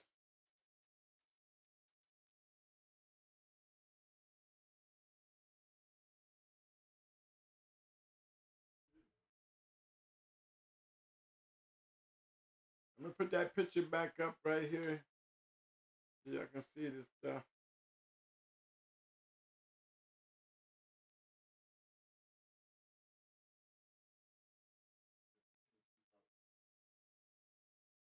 You can't see heartworms in the shit. No, you got to get that tested with the blood.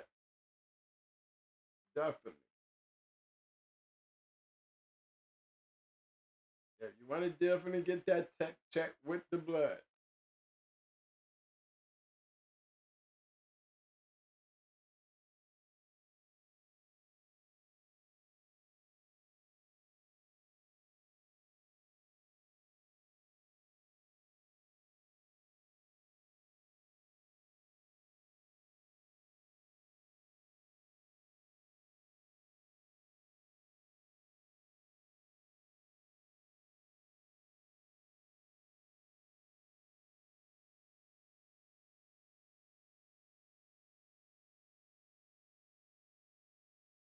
Earl said he uses DE for intestinal worm prevention. DE. Hey, what's DE? Tell me what DE is. As a prevention. That sounds good. That's a preventative. Keep you from getting any type of worms. That sounds great.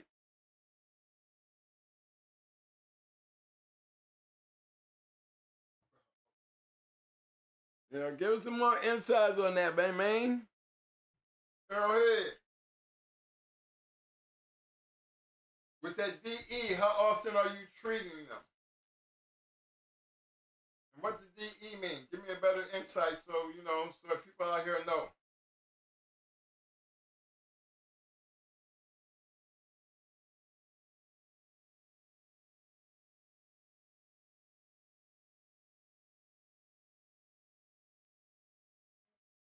Hmm.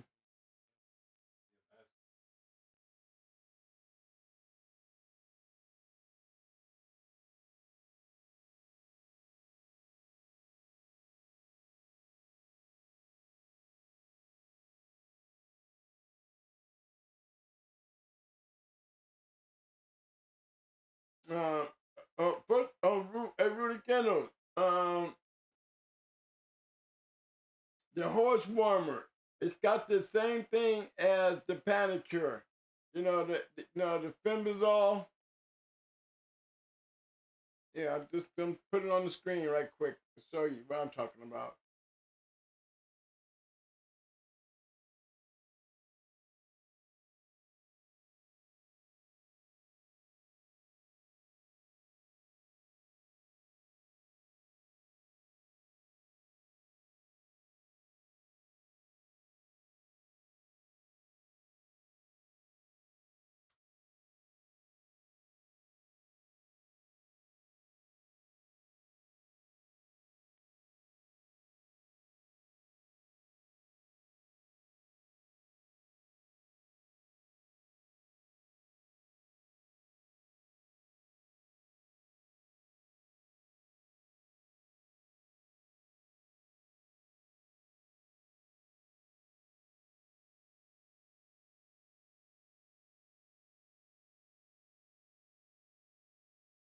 Yeah, that's the one I use.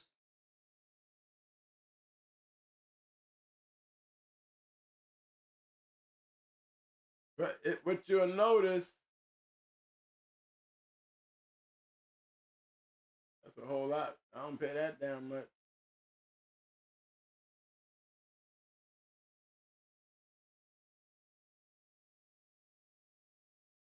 This shit right here.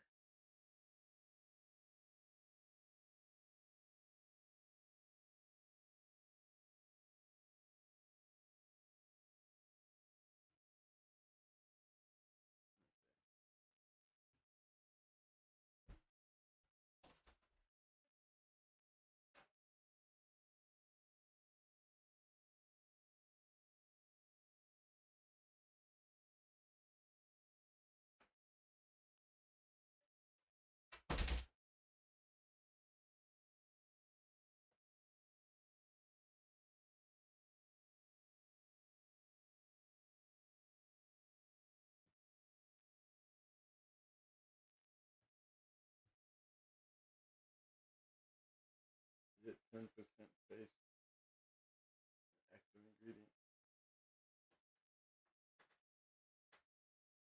Okay, guys, like here you go. Here's a good example. Okay.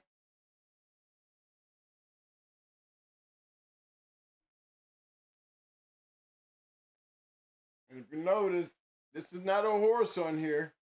It's a cow. All right. If you look a little closer, let me see if I can get a good close little look. You see that phenazole right, that word right there, right? If I put a little bit closer, I want you guys to see.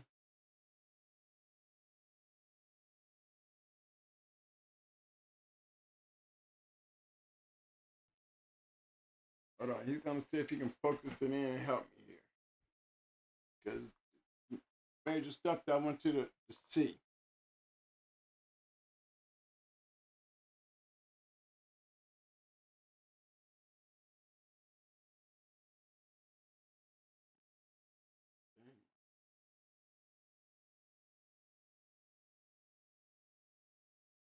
Okay, what it is I'm trying to get is the word 10% is sitting right over here.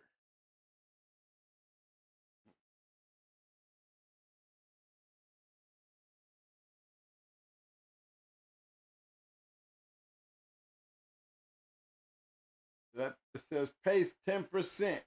That means it's 10% of this stuff. Okay? 10% of this stuff. It's the same active ingredient that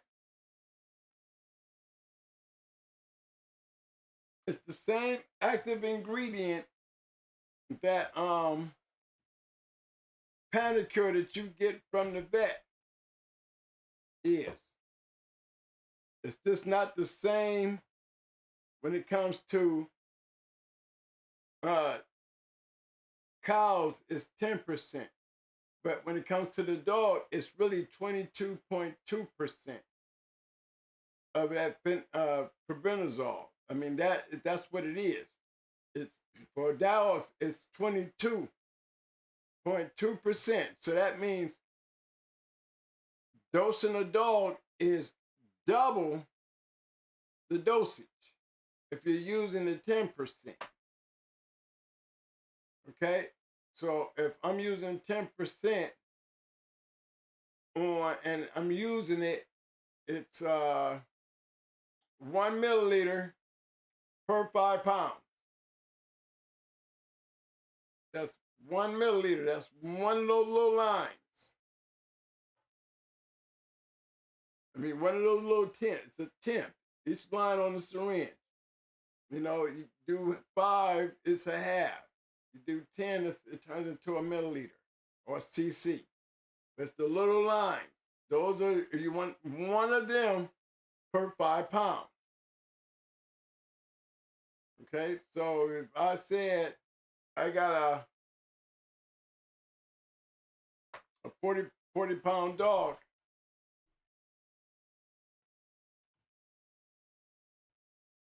hold on.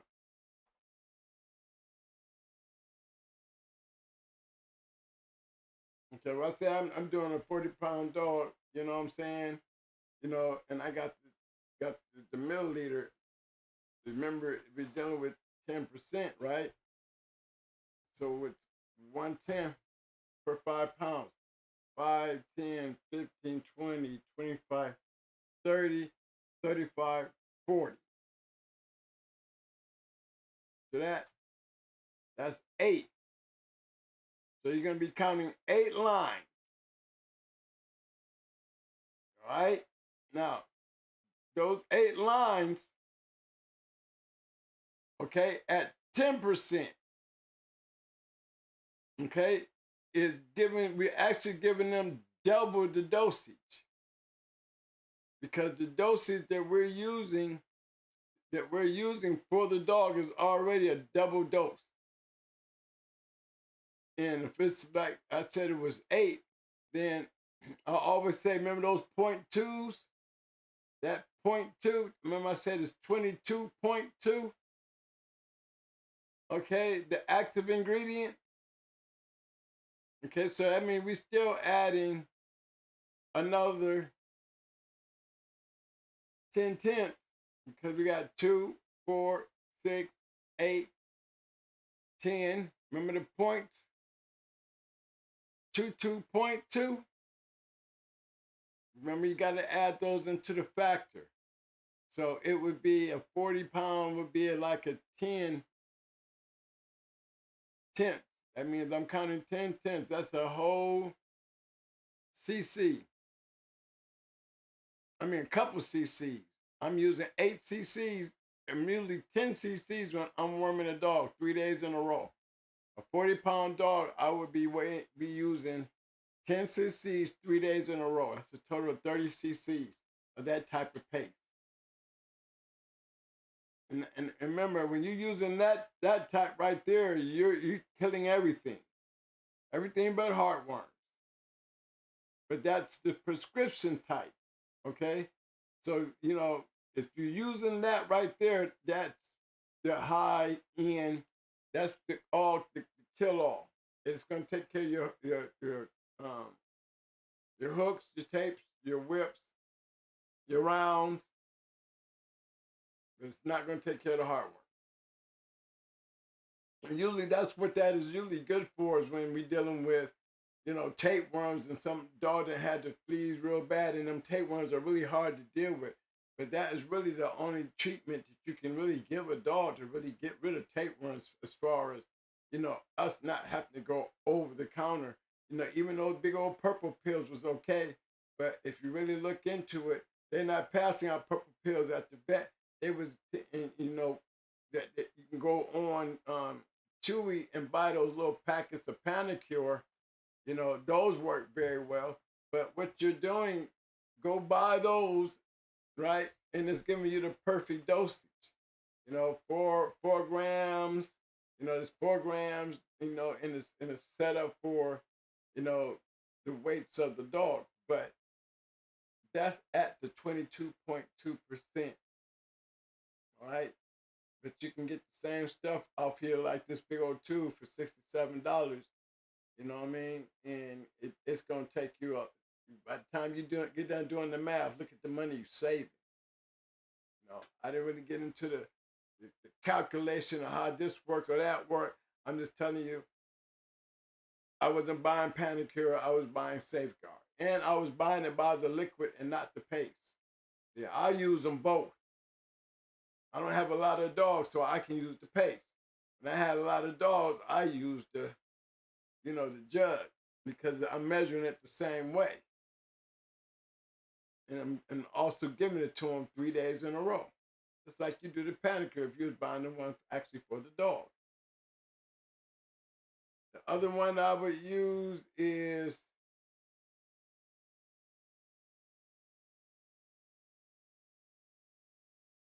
like Nemax. Hey Mo, my man Ruth Kennels said, "Twin, what's your thoughts on the horse dewormer paste, and is a toothbrush size the correct amount?" See, I don't do the horse one. I do the cattle one. If it's 10%, then you treat it exactly like you do the cow one. No, it's the same thing. I don't know about the measurements. Is still, you know what I'm saying? If you're doing a 40-pound dog, then you should be using almost 10 cc's of medicine for 3 days. A 50-pound dog, you doing up to 12, 13. You see what I'm saying? For 3 days. 3 days in a row. You know, if it's the horse warmer has the same parenazole in it, and it's at 10%, then there shouldn't be no reason why you should do that the same way you do the cattle. It should make a difference. You know, I always use cattle, but if it has the same active ingredient as the Safeguard cattle, then it's basically the same thing. It should work for you if you got your dosage right. But when you're talking about that toothbrush size, just by, let me give them a toothbrush size tube. I mean, you're wasting it if you're not getting it right, because it's not working. So, you know, I don't go on them hypothetical toothpaste side. That's more than enough. I don't do that. I want to give my dog exactly what the dosage set is, so I don't have no excuses of continuously dealing with something when I had the opportunity to deal with it the right way. You know, when you guessing, I'm not a fan of guessing. You know, I wouldn't be using the toothbrush theory, toothpaste theory at all. I would be trying to learn the actual breakdown, regardless of what weight it is. Learn it so you know it. And so you can administer it the right way. And not some, you know, backyard, you know, guessing game. You need to have your dog weighed when you treat your dogs for this medicine. You want to have your dog weighed when you treat your dog for the Ivermectin. Remember, I said, write the names and the things on them little collection things. Guys are not keeping records of taking care of your dog. I mean, that's the least you can do. If the man run up in my house and He wants to go find shit. Guess one thing they're gonna find? They're gonna see a record keeping of dogs that was constantly being taken care of and wormed and this date and was given this on that date. I mean, that's all you trying to do is, you know what I'm saying? If you gotta keep a safe place, put it not in your place, okay? Especially if your place ain't safe. But the key is you have to manage your yard. Like Mike said earlier in the whole beginning of the show is, hey, you got to manage your business. It's just how you manage it. You can manage it a smart way, like getting all the stuff you need to make it easier on you so you can save yourself some money. And guess what? You won't be guessing. And you'll stop a whole lot of stuff from happening, you know, that's going to cost you in the long run. You know what I mean? Whether having to go to the vet or you lose one and they die. You know, at some point, you know, we had to get down there and take care of sick dogs. You know, my thing is I try not to have sick dogs by doing all prevention to create myself in a zone that I wouldn't have sick dogs. Every once in a while, it does pop up. But when it popped up because sometimes you can clean too much. You know, I think I was hurting my dog's immune system when I kept washing out the box. You know, I used to take and hit it with Lysol and a little bleach and just spray my boxes out. And then they were wood boxes.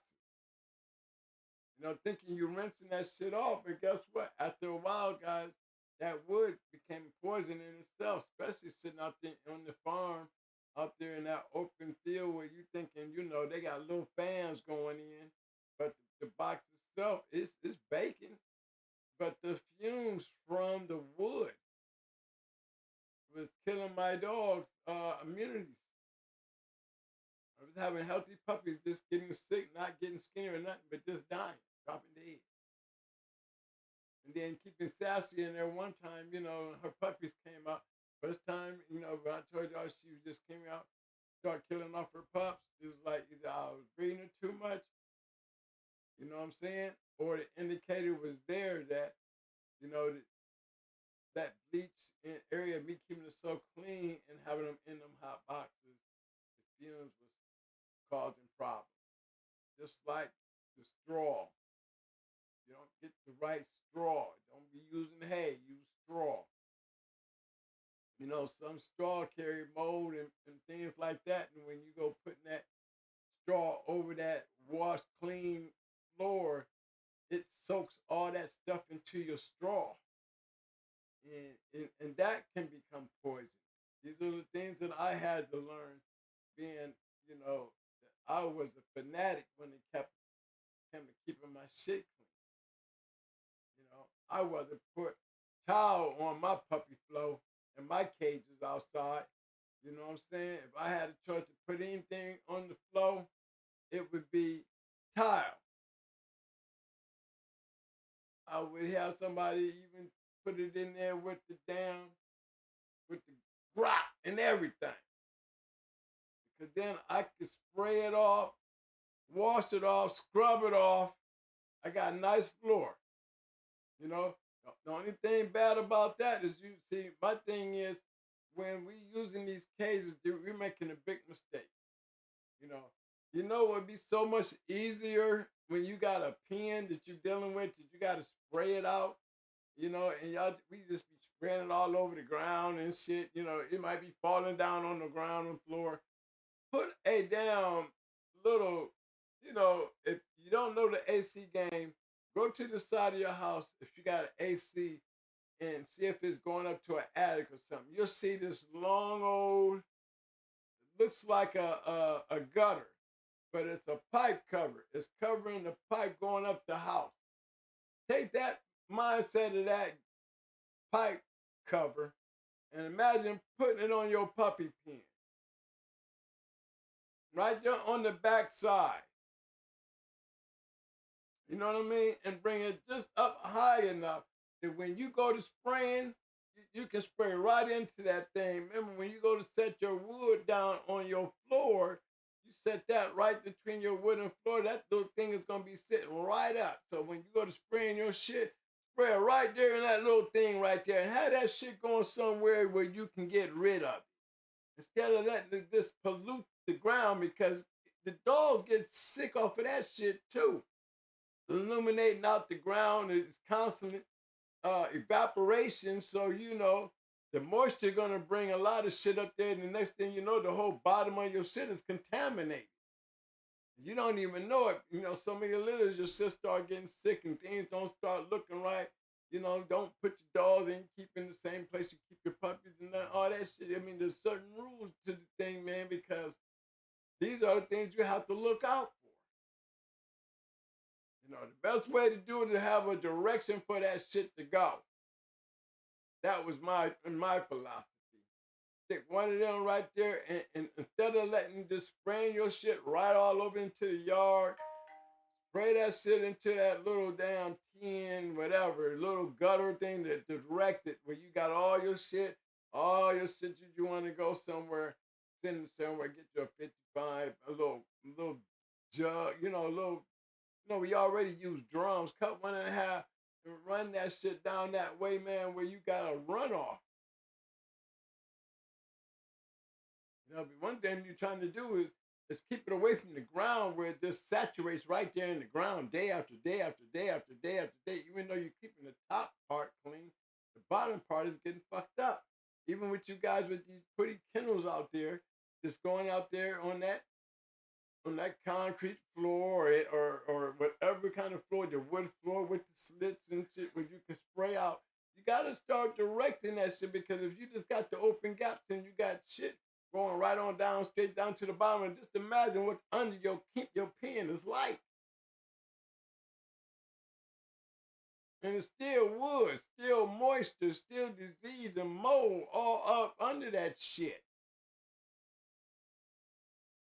You know? You gotta do it. You know, it looks good, but you got a problem. And it's gonna come back and haunt you, because it will. You know what I mean? I say, look, if you're gonna have those kind of kennels and stuff, if you're gonna put that kind of stuff into your yard, then you need, let me tell you, the best kind of cage to have is one of them, you know, the cages we take our puppies in, we got the pen slide in, slide out type shit right there. You know, them right there, them is the best kind of things. If I'm gonna create something, I'm gonna create me a big old sheet. Fuck the damn concrete. Give me something that my dog can stand on, piss and shit on. You know what I'm saying? And I can put some a house that they can sleep into. But I want to open floor where all my shit and piss go into a big old pan that I can take me a hose and spray that shit right on down to somewhere else. As long as it's falling in this big old pan here, I don't care how big the pan gotta be. Got to be the size of my kennel. As long as I got an end in there, then I can take a hose and screw my hose on from this end, or, you know, I'll have me a little things where I can screw my water hose on there if I want to, and just spray that shit all the way down to wherever I need to go. See, to me, that's because you're eliminating something and it's not given a chance to accumulate. Yeah, I used to have that underground, you know, that underground digester. I dug me a big old hole, you know, and I put me some rocks down there, some gravel down there. And then I take that drum and it had a bunch of holes in it. You know what I mean? It was a 55-gallon drum. I let it be like maybe two feet up, you know, just a little bit up, you know, and then I would put holes all around it, all the way around it. You know, I wouldn't do it all the way to the bottom because I wanted my shit to accumulate, you know, because I used that shit to get in there and chew that digester shit, get in there. So I wanted enough down in there to digest and let the water fill up, you know, and then spread out all over the place. But I had holes all in my bucket. Then when I get up to the top, I got you know, the top on it, it's really a sewer line like top, because I got that connected to my cages. So when I'm spraying my cages, right, they're going right down into this little gutter And that gutter is headed right to that little digester. And it runs all the way down to that little digester, hit that curve and go right down into the ground. Now I'm taking shit, piss, and everything down in there. So when it get down there to the bottom, you know, that's why you don't put holes at the very bottom. You put enough holes up, further up, and when you throw all your rocks around the sides of it, as it fills up with all that water, the water's running off, the shitting off, because the digester shit turns it into a liquid form. And then it goes through the rocks and goes back into the earth. You know, the only ones that have a hard time dealing with that would be your brothers up there up north where it gets cold and it freezes. But all you can do to beat that right there is make sure you, when you drop it down there, take it up under your freeze line. You know, put it up under your freeze line. That part right there is for a lot of guys who have those cages. You know, we're getting into the cage game. A lot of guys are just sitting these cages on top of shit and just spraying the shit right into the ground, whether you're using wood or concrete. It's not gonna, I mean, you gotta be able to take that shit, it's just building up with more shit and more shit. You know, who wants to build up a whole bunch of shit and then have to go back there and rake all that shit up? It's never gonna happen. Ground's fucked up. So take another extra step. It's like getting this microscope to make your job simpler and easier, and really have to worry less about the things if you put it into your shit right now. Learn how to direct that wastewater somewhere else. You know, there's a lot of ingenious things going on out there, but that's one of the two things that I speak up on. It really helped us once we got that part figured out. You know, I didn't like shit. I don't like shit hanging around. I don't like washing shit off. You know, I tried all that, and it didn't do nothing but pile up a bunch of shit under my crate, under my box. Nasty ass shit. You constantly throw lime on it. You're always gonna have flies around. No, I need to move that. And you can do it and connect the whole little drain system together. You know what I'm saying? For those who wants to do it the right way, you just gotta have a little ingenuity and make it happen. You ain't gonna have no smell. It all goes away. You know, but that's what I'm on. You know what I'm saying? And think about it I know a lot of you guys was out here just happen to go in these cages and got them the setups all set up. I've seen them. But guess what? I've noticed y'all had the stinkiest yard. Your cages are great, but your yards stink, and it's not because they don't look like they're clean, because they are clean. It's what's up under those cages. It's what's got us smelling like shit. Like a mud, you know, it'll mess up the smell of your yard, even though you got a nice yard. So you gotta learn how to direct that stuff and just don't let it saturate up under your cages.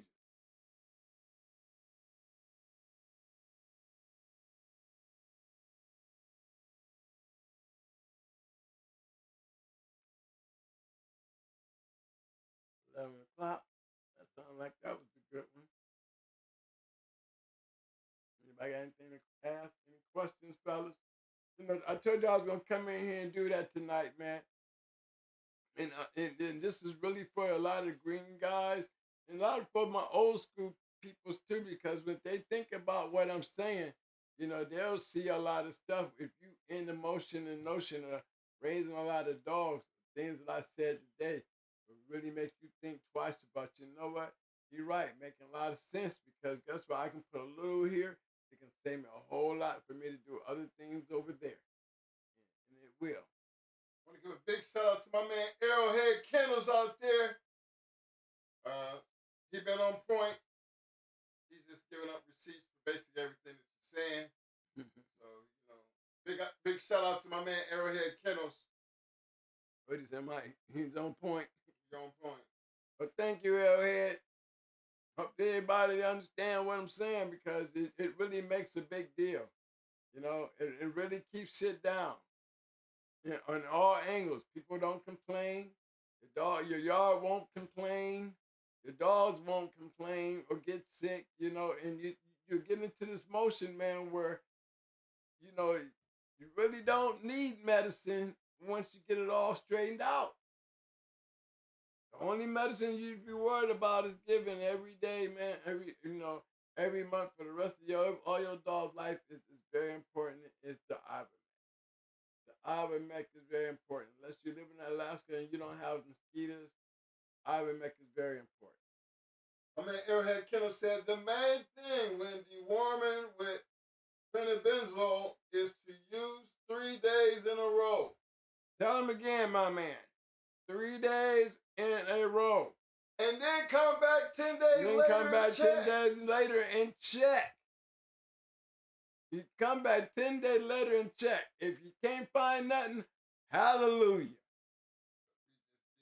But we did this 10-day thing, and y'all saw what we found. We didn't find no large ones, but we found eggs. We found hookworm larvae in there. Now, we didn't see no tapeworm. So you know what I'm saying? We don't necessarily have to go to the parental. I can go and drop a step down and go to that Nemex style stuff. You know what I'm saying? It's like Nemex, but it's actually stronger than Nemex. Now, I'm going to see if I can find it and hit y'all to this one right quick before I call it a day. I know what it's called. I just can't say it, spell it.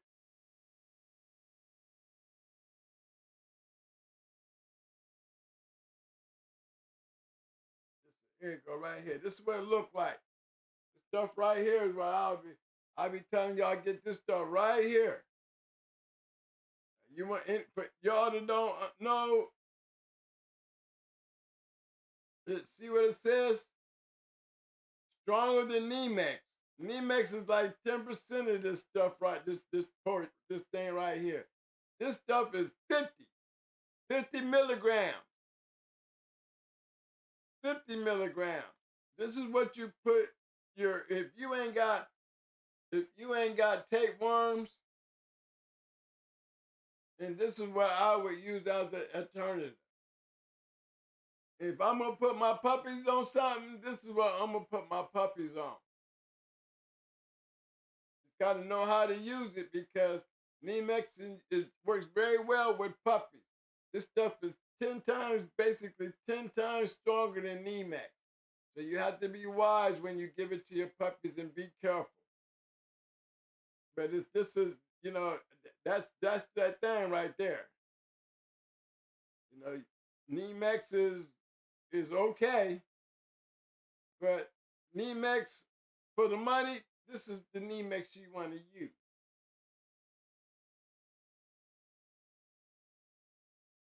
Okay, I just wanted to put that out there too. Y'all see that?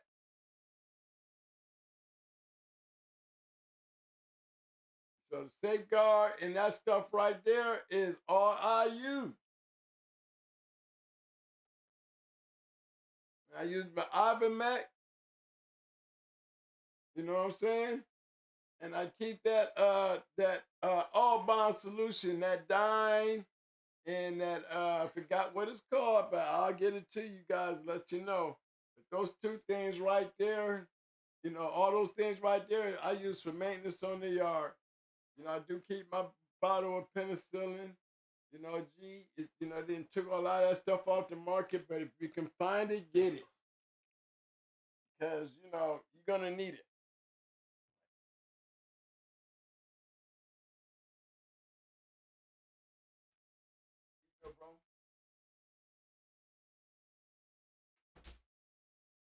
All right, fellas. That was just a conversation I felt like we needed to have. Hold on 1 second here.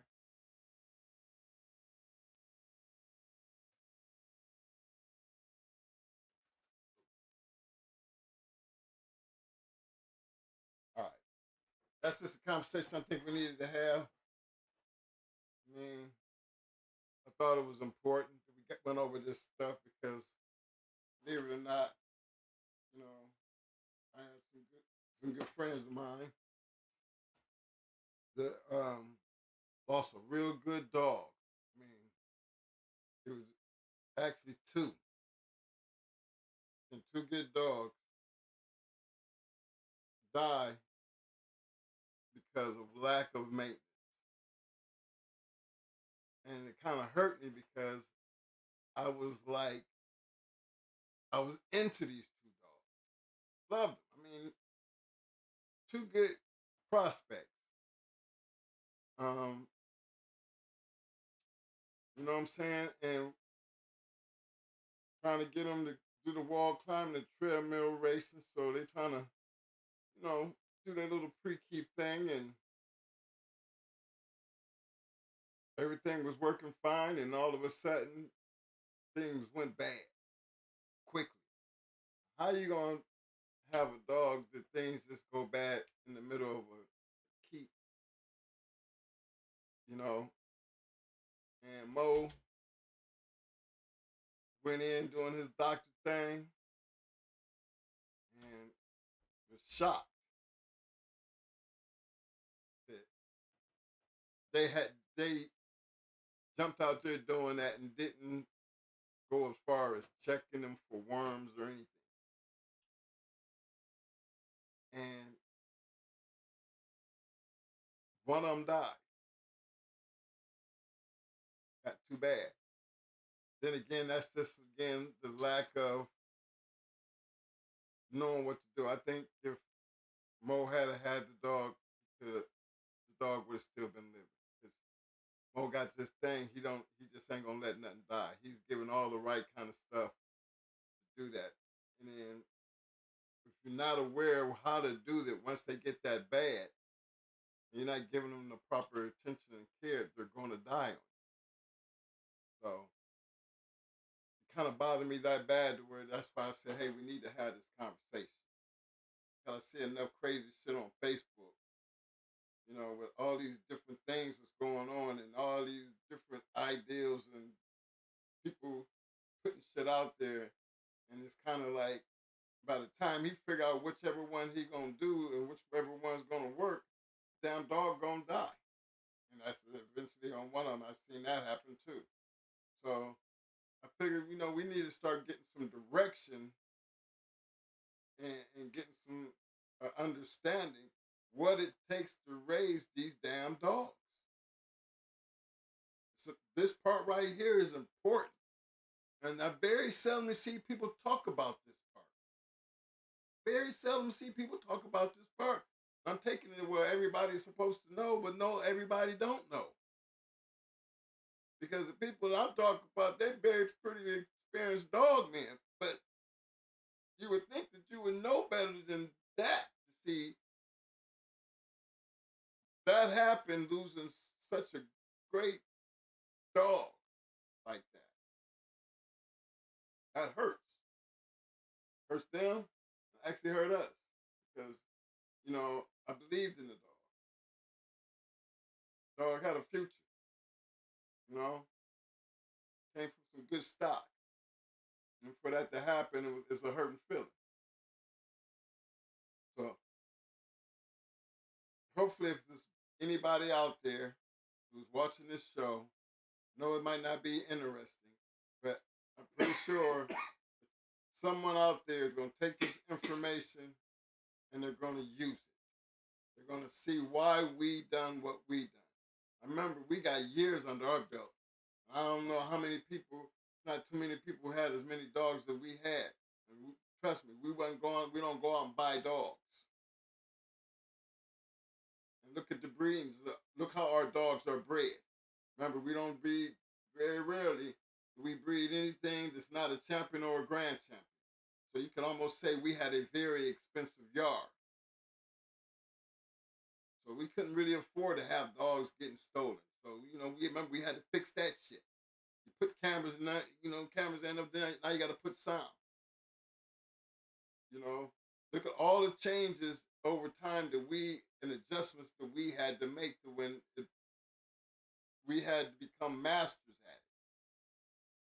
So we ain't just talking out the side of our neck. We are actually telling you this is what we did. This is how we did it. And we have the dogs to at least be able to talk about. Be able to breed and still raise puppies. You see those puppies turn out to be great dogs in other people's hands. I mean, that didn't happen overnight. So I'm pretty sure the same thing that we went through growing up in this game is the same thing a lot of you guys are dealing with. But we trying to help with the shortcut. We telling you things that ain't nobody really trying to talk about. These things here really do matter. Matters a lot. So I hope y'all took the night in a perspective, you know, to some, you might already know this, but for others, you might not. So keep this and, you know, put this in your playlist. Because again, it's more than just feeding and cleaning up shit. A lot more involved. And that's if you're really into these dogs like we are. So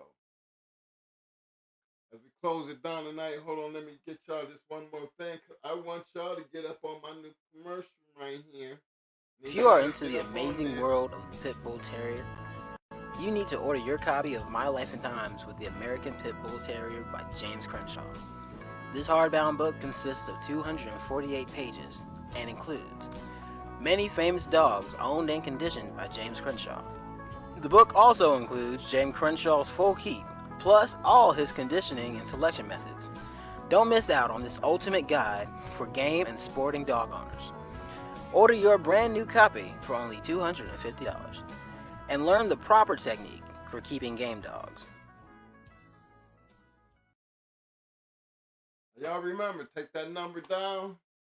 There's that information. If anybody wants any more information or need any help you get in contact, y'all know y'all have Going Hard Reloaded email address to drop us in a line, and I'll make sure I can. We're gonna start doing that with yeah, we're gonna start, you know, helping. Look, fellas, the reason we do these things with these books because we had a collection. You know, all the stories. I mean, I just think if you are a fancier of these dogs, there's nothing like the history and everything involved. I think next week I'm gonna have Mo do this show. I heard people talk about the Irish and then the English Bulldog. You know, I got a book that has information firsthand from way back then. And this book here was never really ever published. And we got our hands on it. And it goes everything from all the way back to before they even crossed the water.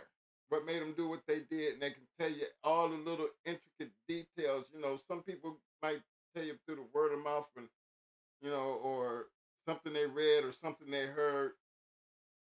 I think this book here is so interesting, and I wish I had it when I heard the conversation. I think it was on Buck City, had a guy on there, and they were talking about it, and man, I was like, man, there's so much that they really don't know because I put it out there. Well, everybody was thinking they was coming from the UK, these pit bulls, but no. My Irish boys had that shit. Then the mo. My Irish boys had that real deal. So I think that, you know, it's an interesting story to see how and why they did what they did and what happened once they got into England. And then from the Irish and the England, you know, the UK doing what they were doing and what happened once they crossed the water and got here. Yeah, we can even pick it up before Tudor got his hands on it. Before Light and Kobe got it. I'm talking about these are people who got the stories from when they first came off the boat. Believe it or not, brothers, and you know, to all my brothers out there, guess what? It was the brothers that was working and doing the breeding of these dogs when they got here. Believe it or not. So, Black History Month, that's just a little insight to get y'all to understand, you know, that, hey, these pit bulls Them brothers had a whole lot to do with the upkeep and the breeding of those dogs. Like Chicken George on Roots. Trust me. Got the full story. So I'm not being biased. I'm just going to give you the story from what the story is told. Actually, the story is actually being told by a white author. Just keeping it real. So he's only trying to keep it as real as he can keep it. So we're just going to leave that right there and then share that with you. Because I think, you know, it was a good conversation today over there. You know, I dropped in on my boys over there, Buck City. It was a great conversation. I liked the guy who was on the panel with him talking, you know, but it didn't get into the heart of the matter. It was all over the place. So when you read the books like I've read in the story that I read, and then once you hear it and see it for yourself and how detailed it is, you'll understand, no, that person, they knew a whole lot because it's that detailed. Very detailed. So we're going to share that with you. Again, we're going to be pushing Schoolboy books, Fat Bill books, you know, and anybody else that has anything, because again, we're trying to create a community drive right now. And we just need you guys to be involved and help us get that done. In order to get it done, support each other, you know, share your knowledge, and who knows, we might see, you know, the cause and effect. You know what I'm saying? Cause and effect. Because of the cause, you're going to affect something. And because of the cause of the Bulldogs and what the dilemma that we're going through, we're going to affect and make that cause change to better. But it takes a community to do that. Need some direction. Don't just be a follower. You know, try to be a leader. You know, spearhead the movement. Because we're going to talk about it. But you already know how we feel about it. We just don't talk about it. We're going to be about it. So I need everybody to give me them thumbs up, thumbs up, thumbs up, thumbs up. Muscles, muscles, muscles. Now, give me some damn roses, roses. Mike need them damn roses. Show the love, fellas. You know, show that love. Show the appreciation. You know what I'm saying? Show the love and appreciation. Because remember, all this, fellas, we giving this up for free. We are really trying to make this thing work. What you're doing when you hit that thumbs up button and them muscles buttons and them rose buttons, I know, like, you know, it don't cost you nothing. But there's nothing that makes me more happier than to see rows of that shit. I love to see that because you know what? That means you didn't have to do that, but you did it. We've been kind of falling off of that. Y'all got to understand now, taking it the way we think. Just taking it the way we think. We know we're talking to grown people. I see you guys moving around everywhere and everywhere. But I never want to get to the point to where, you know what? It ain't working. It don't matter. Let's go find something else to do. Let me see how that works out for you. Because it's easy to go running somewhere else. One thing I've learned since I've been here this year and a half, don't nobody do it like we do it. You know why? Because we are fucking dog fighters.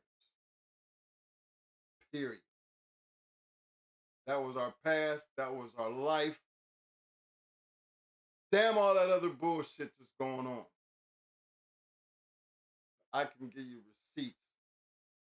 I can sit here and tell you exactly what it was like, how I was doing it. Not taking nothing away from Fat Bill. Then again, he's in a whole new different class over there. So I'm going to just not even include him. Because if he wasn't such a shitty ass person, I wouldn't say what I'm saying. But like I always told y'all, as a dog man, he's in my top 5. I just hate him as a person. Hate's kind of tough, but no, I really hate him. Because he got a slick mouth. Said shit that I will never say. I'm just not going to just let go. So I'm going to put him to the side. But everything and everybody else, my boys are 7'8", Ram, Schoolboy, Roster Man, the General. Those gentlemen set a platform. Don't forget Ram. I didn't forget Ram. Bakari. I ain't trying to forget none of them. Them guys right there, they set the format for us to do what we did. They're the ones that kind of like, Mike, this is what you need to do. But if I do this, you're gonna help me kick this off, and they say yeah, and they did. So there was a cause, and they created the action. And because of that cause and action effect is why we do what we do. I don't never want to lose contrast to that. I don't never want y'all to feel like, we're doing it for any other purpose, but except for the one that I say we're doing it for. This is our way of trying to give back. So as long as y'all showing appreciation, we feel like we're being appreciated, and that don't cost you nothing. Hell, y'all can barely hit the damn like button. You might not even like the show, but still, hit the like button. But for the ones who do donate and show that love and do give them thumbs and throw them roses, trust me, those are the ones that I see. And because of them doing what they're doing is the reason why it's hard for me to let him walk away. That's why I'm going to leave that like that. You want to get in on this right quick, Mo, before we shut this down? Grab your seat. Get my knee.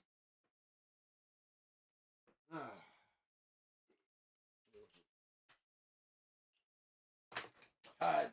Y'all been doing a lot more. Yes, sir. Yes, sir.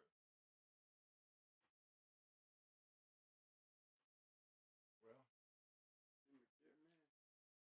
look, y'all don't forget this gear, though, man. You know what? Sure. S2 dub right there. Bulldog scratching on the sleeves. You know what I'm saying? We got some new gear that we've been working on. We're going to be releasing here. Don't forget the book. Do not forget access to the Crenshaw book. Again, y'all know the email address. You have the man's phone number. You can give him a call. And that $250 includes shipping. So, don't forget. Got to have that part of your collection. Great collector's item. You have one before they took it. I had one of the first 100. And it was signed. Yeah. I was 72. Well, hey, you guys. Y'all know we're going to be back here Tuesday. Come up with something to talk about. It's going to be that talk shit Tuesday. So it's going to be fire. Because I'm ready to get back into talking shit about it. Been moving around, checking out things.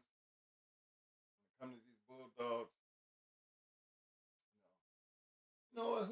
Hey, while we talking about this, you know what dogs seem to keep coming in? I'm starting to see pop up a lot more. Bailey's Bingo. We got a couple pedigrees out of them that shit up in there. You know what I'm saying? But we're going to talk about it. That's one thing that I'm going to make sure I get on Mo's list. I'm going to let him know up front. We're going to talk about Bailey's Bingo. Because, you know what? He's a red boy dog. But it's shocking to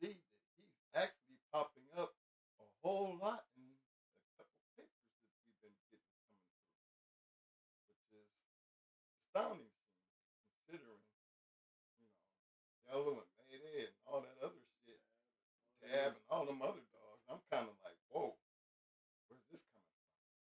But we're going to talk about it. And we're going to see which direction it's going in, and we're going to talk some more bulldogs. So y'all catch us Tuesday. So then everybody enjoy your week, the weekend, and stay safe. And we're going to keep doing what we doing. As always. As always. We always. Yeah, we always scratch the wing. Always, fellas. That's 2 dub, baby. That's 2 dub. Love y'all. Let me get the music pumped here, man. You can run it on there. Hey, I want to give a big shout out to my man Ron King, my man Marcus B, my man Jason Clark. I feel you, fam. Yes, all you got to do is just show the love